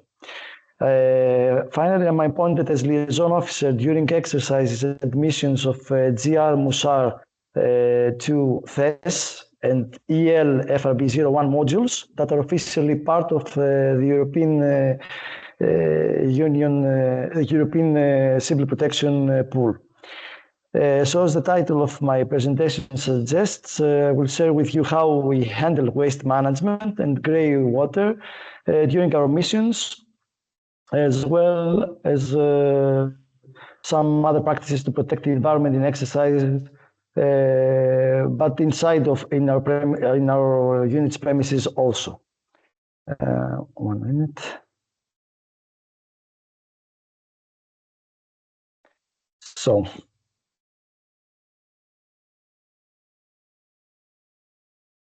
The approach to reduce the environmental footprint during search and rescue operations came as a result at February 2022 and was emphasized during the French presidency of the Council of the European Union. Their member states and participant states agreed to make civil protection operations greener and more sustainable in all phases of the disaster management cycle, and to promote research, innovation, and knowledge sharing. The problems addressed, the main problem addressed was the increase of environmental footprint in search and rescue missions. Sorry, but is there someone controlling my presentation? Ernest? No, there shouldn't be. There shouldn't be anyone controlling it. I think you might have yes, it was some an effects. Yes. So the increase of the approach was the deepening climate and environmental crisis require measures to reduce the climate and environmental footprint of humanitarian aid. Taking into account environmental considerations is also integral to upholding the do no harm principle. And as a major contributor in search and rescue operations due to disasters and catastrophic events, the European Commission has a critical role to play to make this change happen. The European Commission steps towards greening search and rescue operations. We're adopting a new way of working through the mainstreaming of an environmentally sustainable approach across projects, programs, and the organization itself. Is aligning its actions with the key pillars of the European Green Deal: climate neutrality, climate resilience, circular economy, zero pollution, and biodiversity protection, and taking a precautionary approach to mitigating environmental impacts.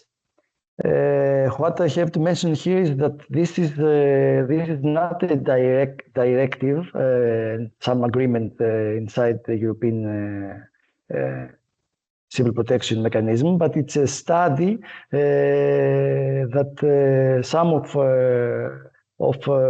the participant states and member states are already implemented into their actions. Key areas of intervention for projects and programs were provided to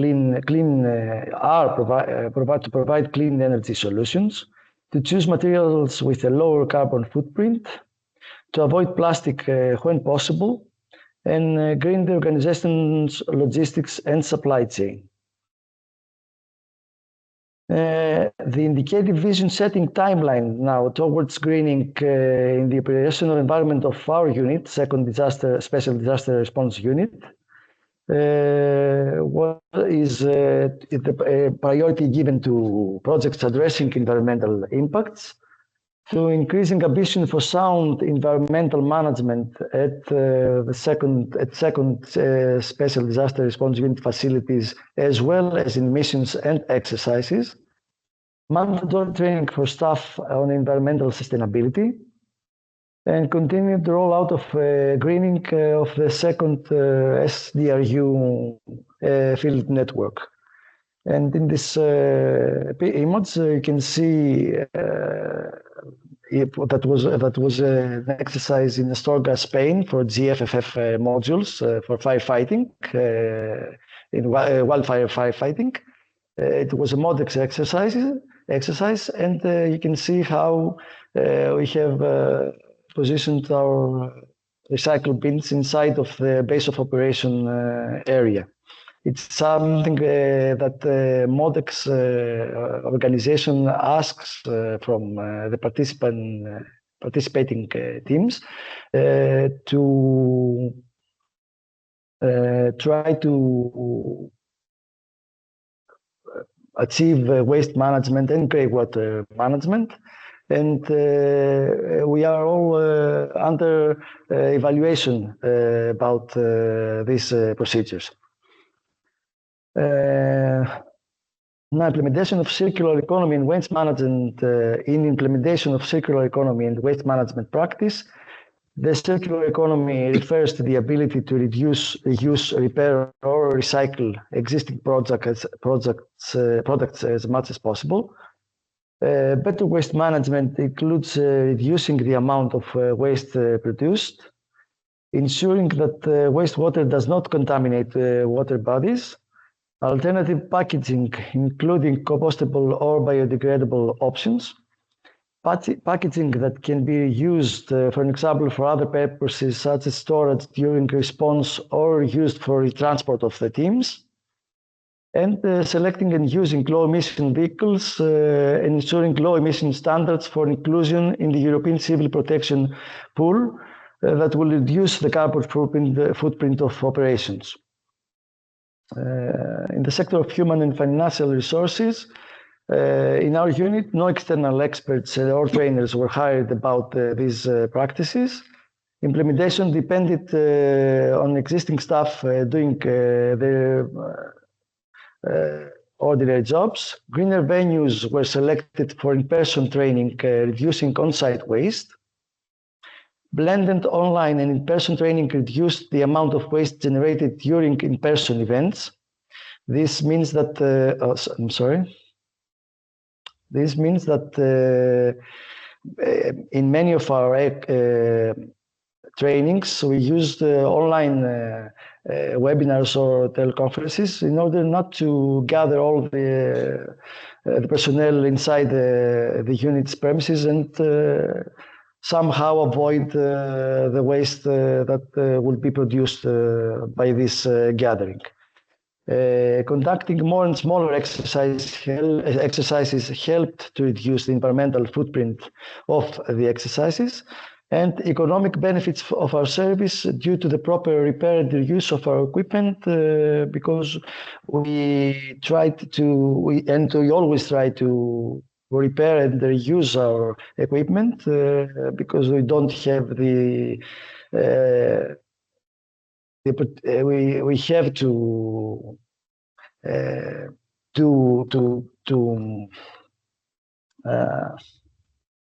repair or use our vehicles or our equipment in order to. Sorry, but it goes on automatic and I don't know how this started. Let me check for a moment.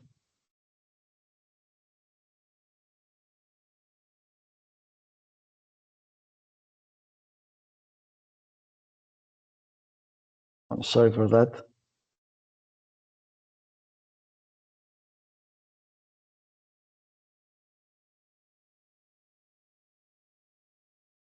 Yeah, this was the last one we saw. Yes. So I was telling that the economic benefits for our service due to the proper repair and the use of our equipment is essential in order to have the opportunity to use our equipment for many years. And this is something that also benefits the environment as well. So, in cross-sectoral and or cross institutional cooperation, some examples that we had a cooperation with waste management companies during missions and exercises.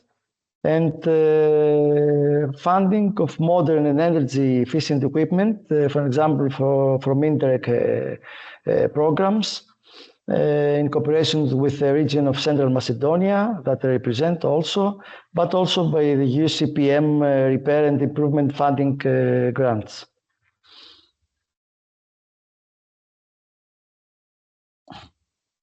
This was not going to happen. So, in the next slides, in the next images, I'm sorry about that. Let me check if I can stop it.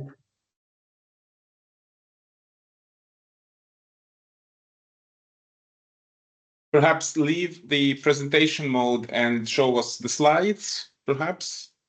Yes, 1 minute.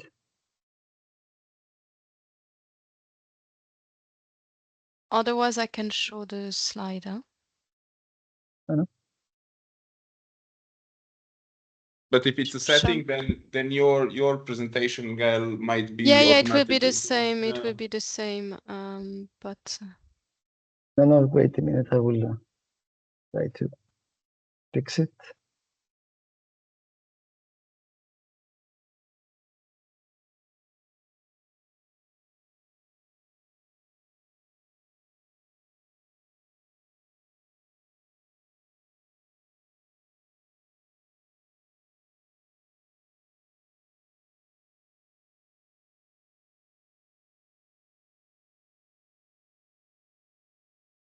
Yeah, perhaps use the slides without playing. Let me go to the slide where it stopped.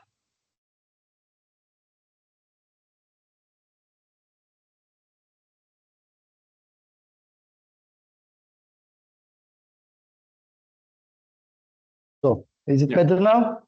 Okay. Oh. Well, obviously not. No, just leave perhaps leave the presentation mode, and we will look at the slides. I left the presentation mode, but I don't know how this happens. It's fine. I can. If you can help, yes. Yes, I will share my screen. Just 2 seconds, and yes. We were slide 8, right? Yes. Here we go. No, the previous slide, not this one. Previous one. Yes, well, I think. Okay, so slide 8. There is still There's still for this one the. This one. This is. So, as you can see in these images, it's about a CBRN incident that we had to interfere, and in these images I share with you the protecting of the aquifer by distributing the grey water during exercise and missions. How we protect the environment from the wastewater that is produced by this operation. Next slide, please.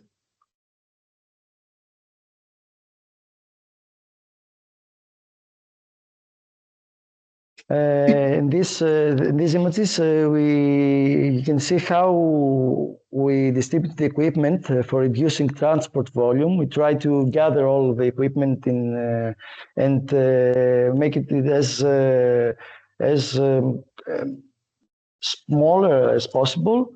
The digital working environment inside of one of our mobile operational centers, where we use digital, we use computers and digital technology in order to not use paper and communicate with the teams on the field without producing waste or using paper.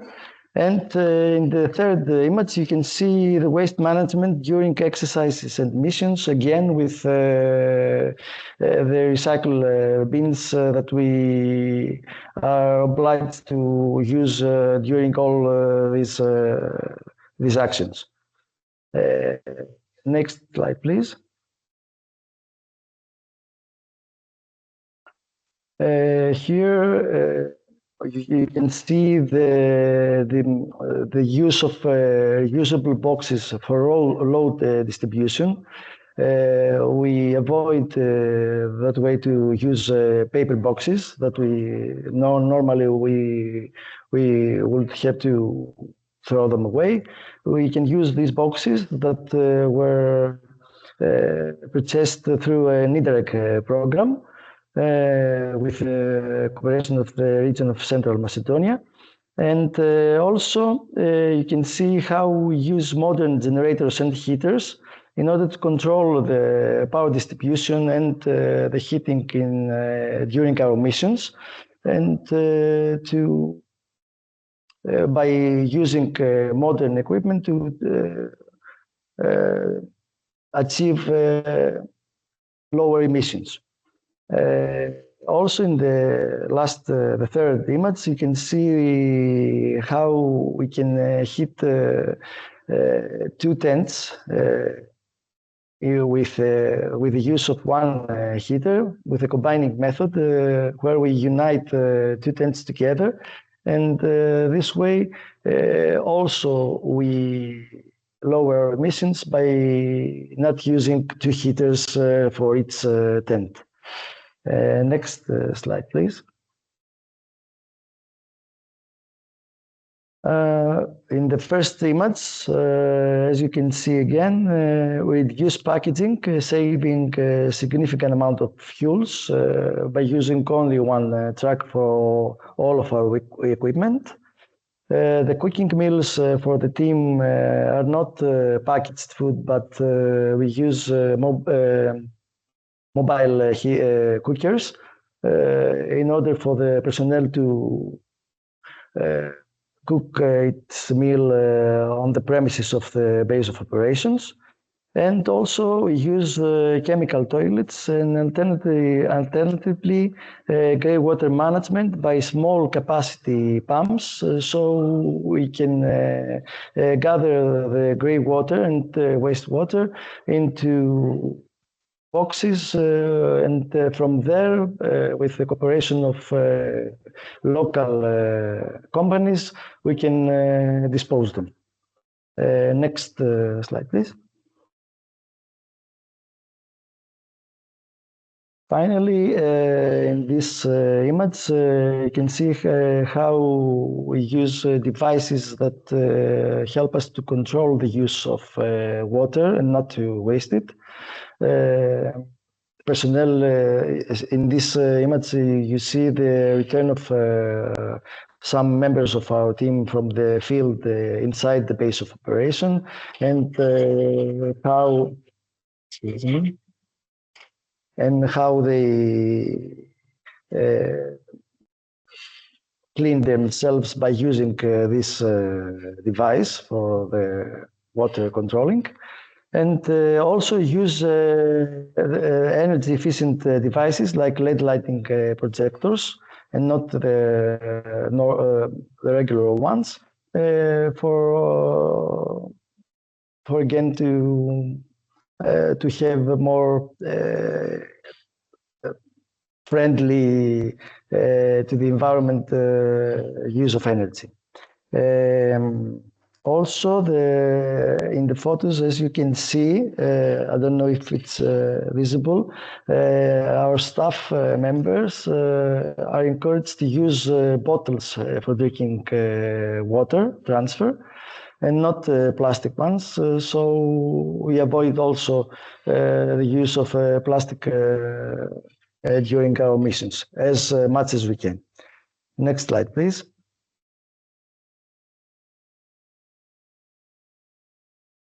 The results achieved by this movement of the civil protection, European civil protection mechanism. First of all, greening integration into training and exercises. Team members embraced the concept of circular economy and integrated into their daily routines. Within the team's standard operating procedures, guidelines were established to foster a greener consciousness towards the environment.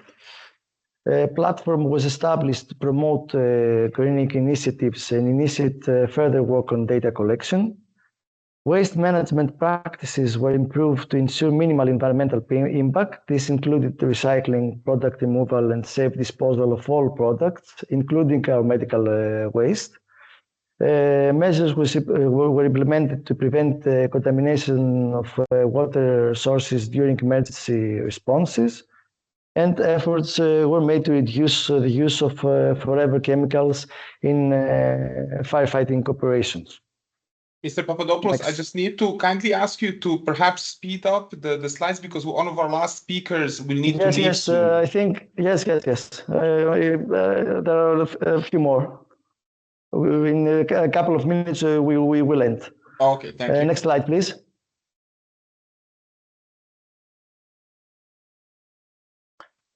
The challenges that we had was initial resistance for team members towards implementing green practices during operational processes.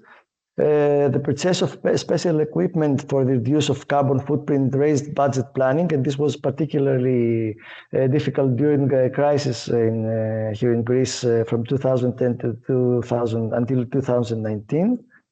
And further development of training procedures and mandatory update of SOPs, that it's a rather time-consuming procedure.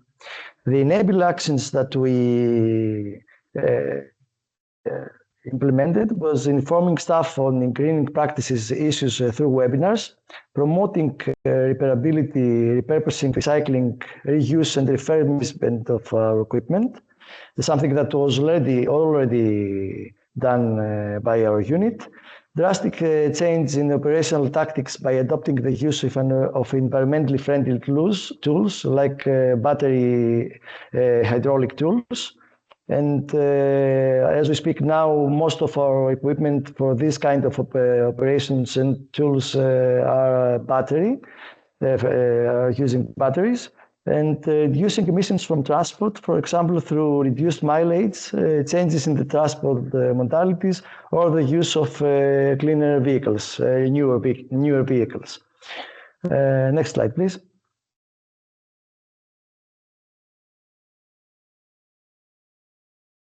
And for finishing, as a great scientist from the previous century declared, preserve and cherish the pale blue dot, the only home we've ever known, by Carl Sagan.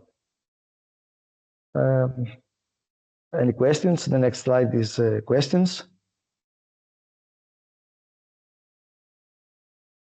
And thank you, Mr. Papadopoulos. We will get back to the questions after. Thank you very much. After the next presentation, we will combine the two and have some questions. And thank you very much for ending with this encouraging message from Carl Sagan. It's always nice to see a last slide actually showing something inspiring. We have one more speaker from the MINEV, someone who works directly on the project on behalf of the metropolitan city of Bologna. It's Giulia Masselli. She is also involved in another INTERREG but Euromed project, I think. Correct me if I'm wrong, Giulia. Called Rapper. And this is something that we wanted to feature here, not only to kind of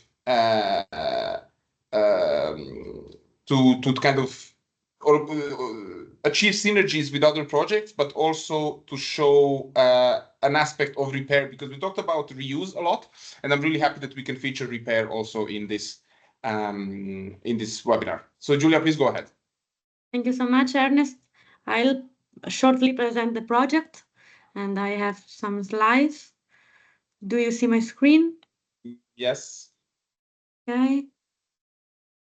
Okay, I want to present you the Rapper project. REPER is a near-Interreg Euromed project started in January 2024. And the project speak about repair perspective. So we studied about reuse before this project, and we discovered that in 2020, a survey found that the 77% of the consumers of European countries, they prefer to repair than buy new stuffs.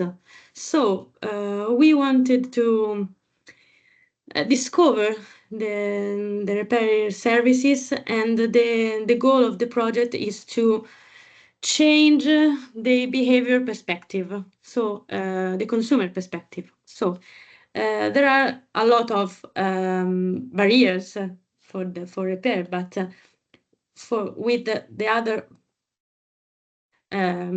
countries, we are 10 partners in 8 countries in the Mediterranean area, from Portugal to Greece.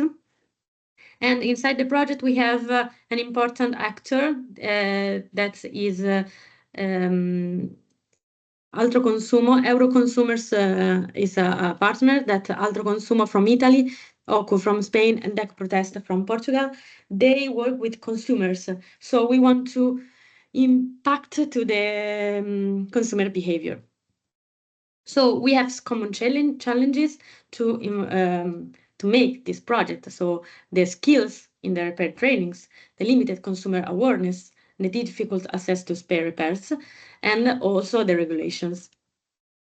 But our approach is a regenerative practices, because we want to impact from the citizens to have a chance, a decision. You can repair before reuse. So it's the step before the reusing. So we have 3 steps in our project, the repair apps. So we prepared some apps, physical and online apps. Every country define the topic. For example, in Italy, we define the electrical tools that we have in house. So, for example, little stuffs that we have in house. So the object is to raise awareness and exchange repair skills and tools. The second one is the repair factory. So we want to have a training for repair professionals to fertilize the ground up for upskills and their skills repair professionals. In the end, we have some nudges. There are gentle pushes to change the behavior of the consumers in the repair perspective. So we want to implement 2 little pushes to let's think the consumers. So in our vision, we want to right to repair, because it's a priority in our countries. So we want to rethinking about the method. So this is the project in shortly. Thank you very much, Julia. This was a very good definition of a short presentation of how repair is important and where does it come in the whole hierarchy when it comes to waste, and indeed encouraging or kind of further improving and enabling social economy that can contribute to repairing things is essential. And I'm really happy to see that there are projects and initiatives that are addressing this issue. So I promised a question to Mr. Papadopoulos, and so here it comes now. There was this one slide where you said that you don't always or nearly never hire external experts to organize the trainings, but a lot of it is organized in-house. So I'm just curious, where do you get the internal knowledge? Where do you acquire the knowledge? How do you know what needs to be, what the other colleagues need to be trained?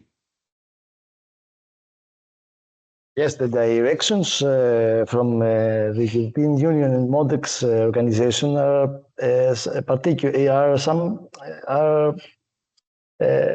not, how can I say, they're particular for this kind of operations. So we have something like a guide, and from this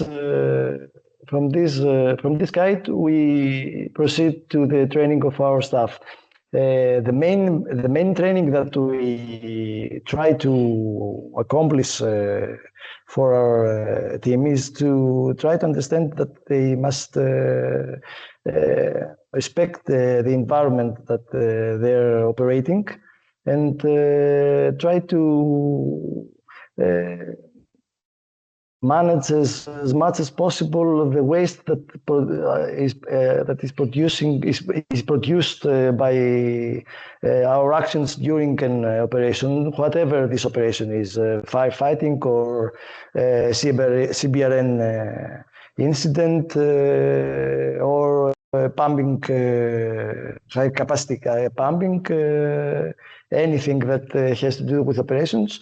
We try to manage as much as possible the waste that is produced from that. Okay, well, that's why you don't need external trainers for this. I see, but so there is some guidance coming from the European Commission and DG. Yes, of course. Okay, I see. Yes, of course. Well, it's really interesting to see that, yeah, environment and waste management and the Green Deal is such high on the agenda in something so serious as in fighting fires and rescue operations and similar. So thank you very much for contributing to this webinar. And something else to add, because I didn't add it in my presentation. Many of our practices are already implemented in our standard operating procedures from long ago. And now that the European Union is making and DG ECO is making this movement to green the search and rescue operations. It came and it helped us very much to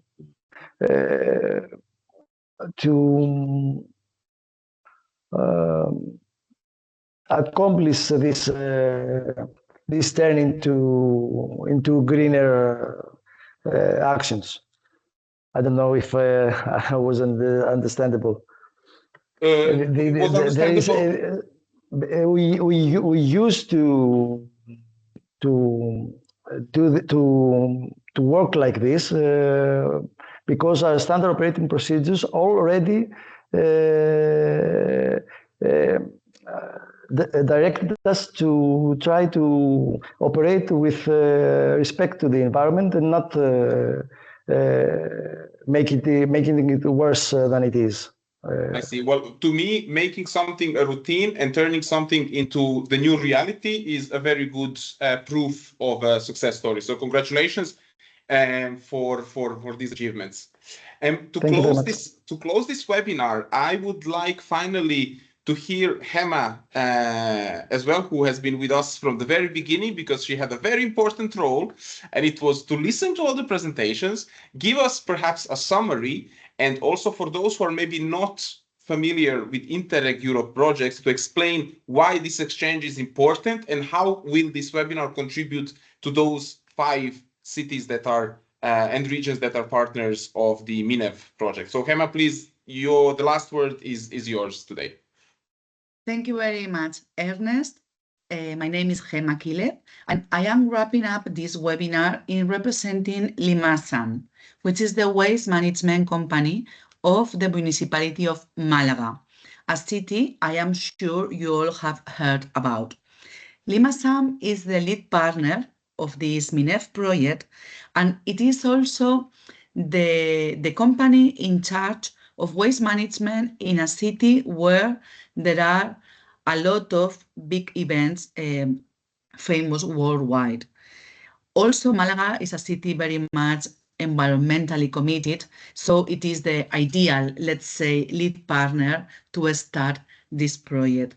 So that is the reason why I'm closing this webinar, because I am part of Limasam coordinating team for MINEV project.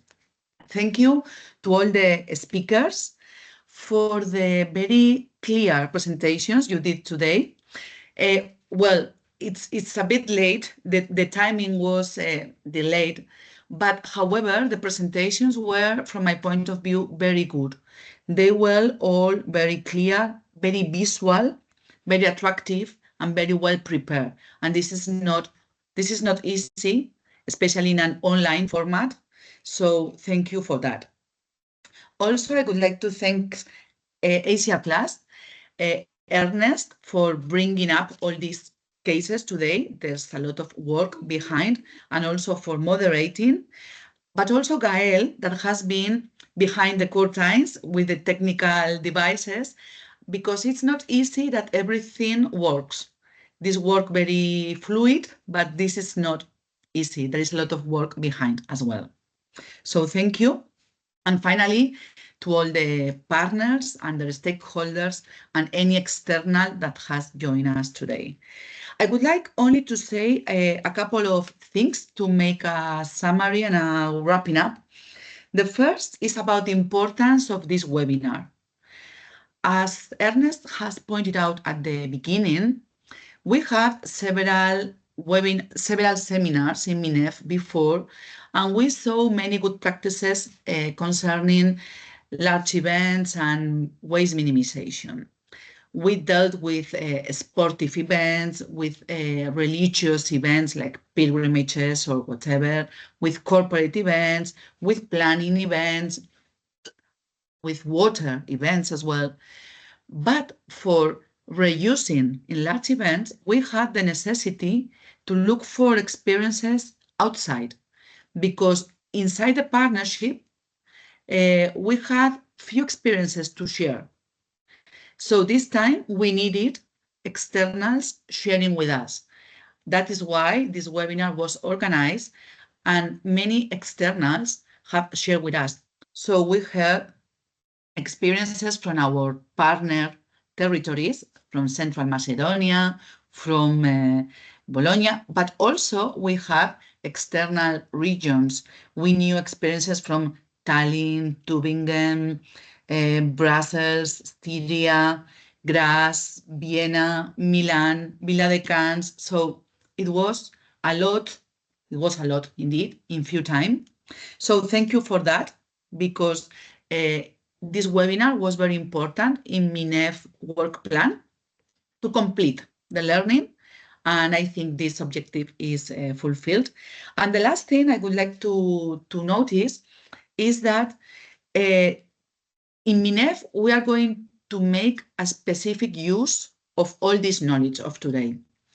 MINEV is an INTERREG Europe project, and that means a lot. It's not only learning for learning, but it's learning for replicating, for copying, for reproducing. So what has been heard today, probably a part of it will be replicated in Krakow, in Bologna, in Malaga, in Central Macedonia, and we did this already. So I will only take 1 minute to let you know that what we learned in the previous seminars has been used already. For example, in Klaipėda, in our partner territory from Lithuania, from the 1st of January 2025, the containers for food and beverage are compulsorily reusable. This is something that has been accelerated through the project, and this is already present formally in the new Waste Management Plan 25-27. So this is a very good result. In the same line, in Malaga, last weekend, last Saturday, and it was a success, it was the first of the 9 events where the reusable cups are going to be tested at large scale. It was successful. There are 8 more events to test. This was an electronic music festival. This was the first session. There will be 8 more. So we are very happy about that. But also, and this is very important, this is not only a fact in events, but this is going to be in the new ordinance. And that is very important, because that makes of it permanent, let's say. In Bologna, our partners have told us that many experiences we learned in MINEV are going to be used probably in a summer cycle for cultural events they have in Bologna, which is called the Bologna State Call.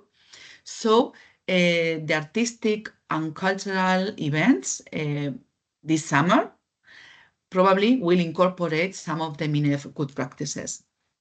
Central Macedonia, our partners from the government, has told us that they are working in having MINEV experiences in the new calls that are going to be launched from the regional government. And also, they are setting up new evaluation criteria, incorporating these kind of ideas into procurements, okay? And finally, our colleagues from the municipality of Krakow are doing amazing things with the practices we got to know in the past. They have 7 imports foreseen for this year. They are counting with their stakeholders, the Krakow Film Festival, the Krakow Festival Office, the Krakow Sports Board. So 7 specific events existing in the city of Krakow are going to test this year experiences learned from the other partners. But also, the municipality of Krakow is going to include new regulation in the provisions for waste management, addressing making events greener and more sustainable. So for us as project coordinators, this is a goal because this is the objective. As I said, is not learning for learning, but learning to replicate. And I invite you all to enter our MINEV project webpage because we have 22 good practices we identified during the project. These are the good practices we are exchanging and copying between us. And these 22 good practices are very nicely described because they have to be very well written to be published in the website. So it's a way to know 22 experiences in a very attractive and easy to read way.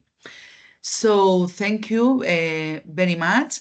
And I would like to thank all the speakers. We had a lot of interesting experiences today. We had a very special practice from Greece, which was kind of unique because it was a different type of event. So thank you for that, Mr. Papadopoulos, and also to the rest of speakers who provide us a more, let's say, close to MINEV view in the sense of more traditional view of festivals, but with innovative things for us, of course. And for me, Ernest, if you agree, we can close. Thank you very much, Hema, for this summary. I'm sure that those people in the audience who never heard of the MINEV project know everything about it now. For more details, as Hema said, you can always visit the website. Thank you, Hema, for mentioning the speakers and the audience, because I really need to thank them for staying with us. The webinar is only 1 hour delayed, so could be worse. However, when it comes to my summary on behalf of ACR Plus and on behalf of the bigger picture that I mentioned at the beginning of today, the webinar series, I'm really happy that we heard a lot the word behavior, awareness raising, communication, and similar today, because the idea was indeed to have this MINEV webinar as a part of the series where we want to explore behavior, social acceptance, behavior change, valorization, etc. And I'm really happy that we managed to do that. I would only repeat that the next webinar would take place on the 14th of May. It will be about textile consumption and separate collection. The registrations are open and you can find it on the ACR Plus website. So once again, thank you all for attending and speaking at this event. Enjoy your lunch break and the rest of the day. Thank you. Goodbye.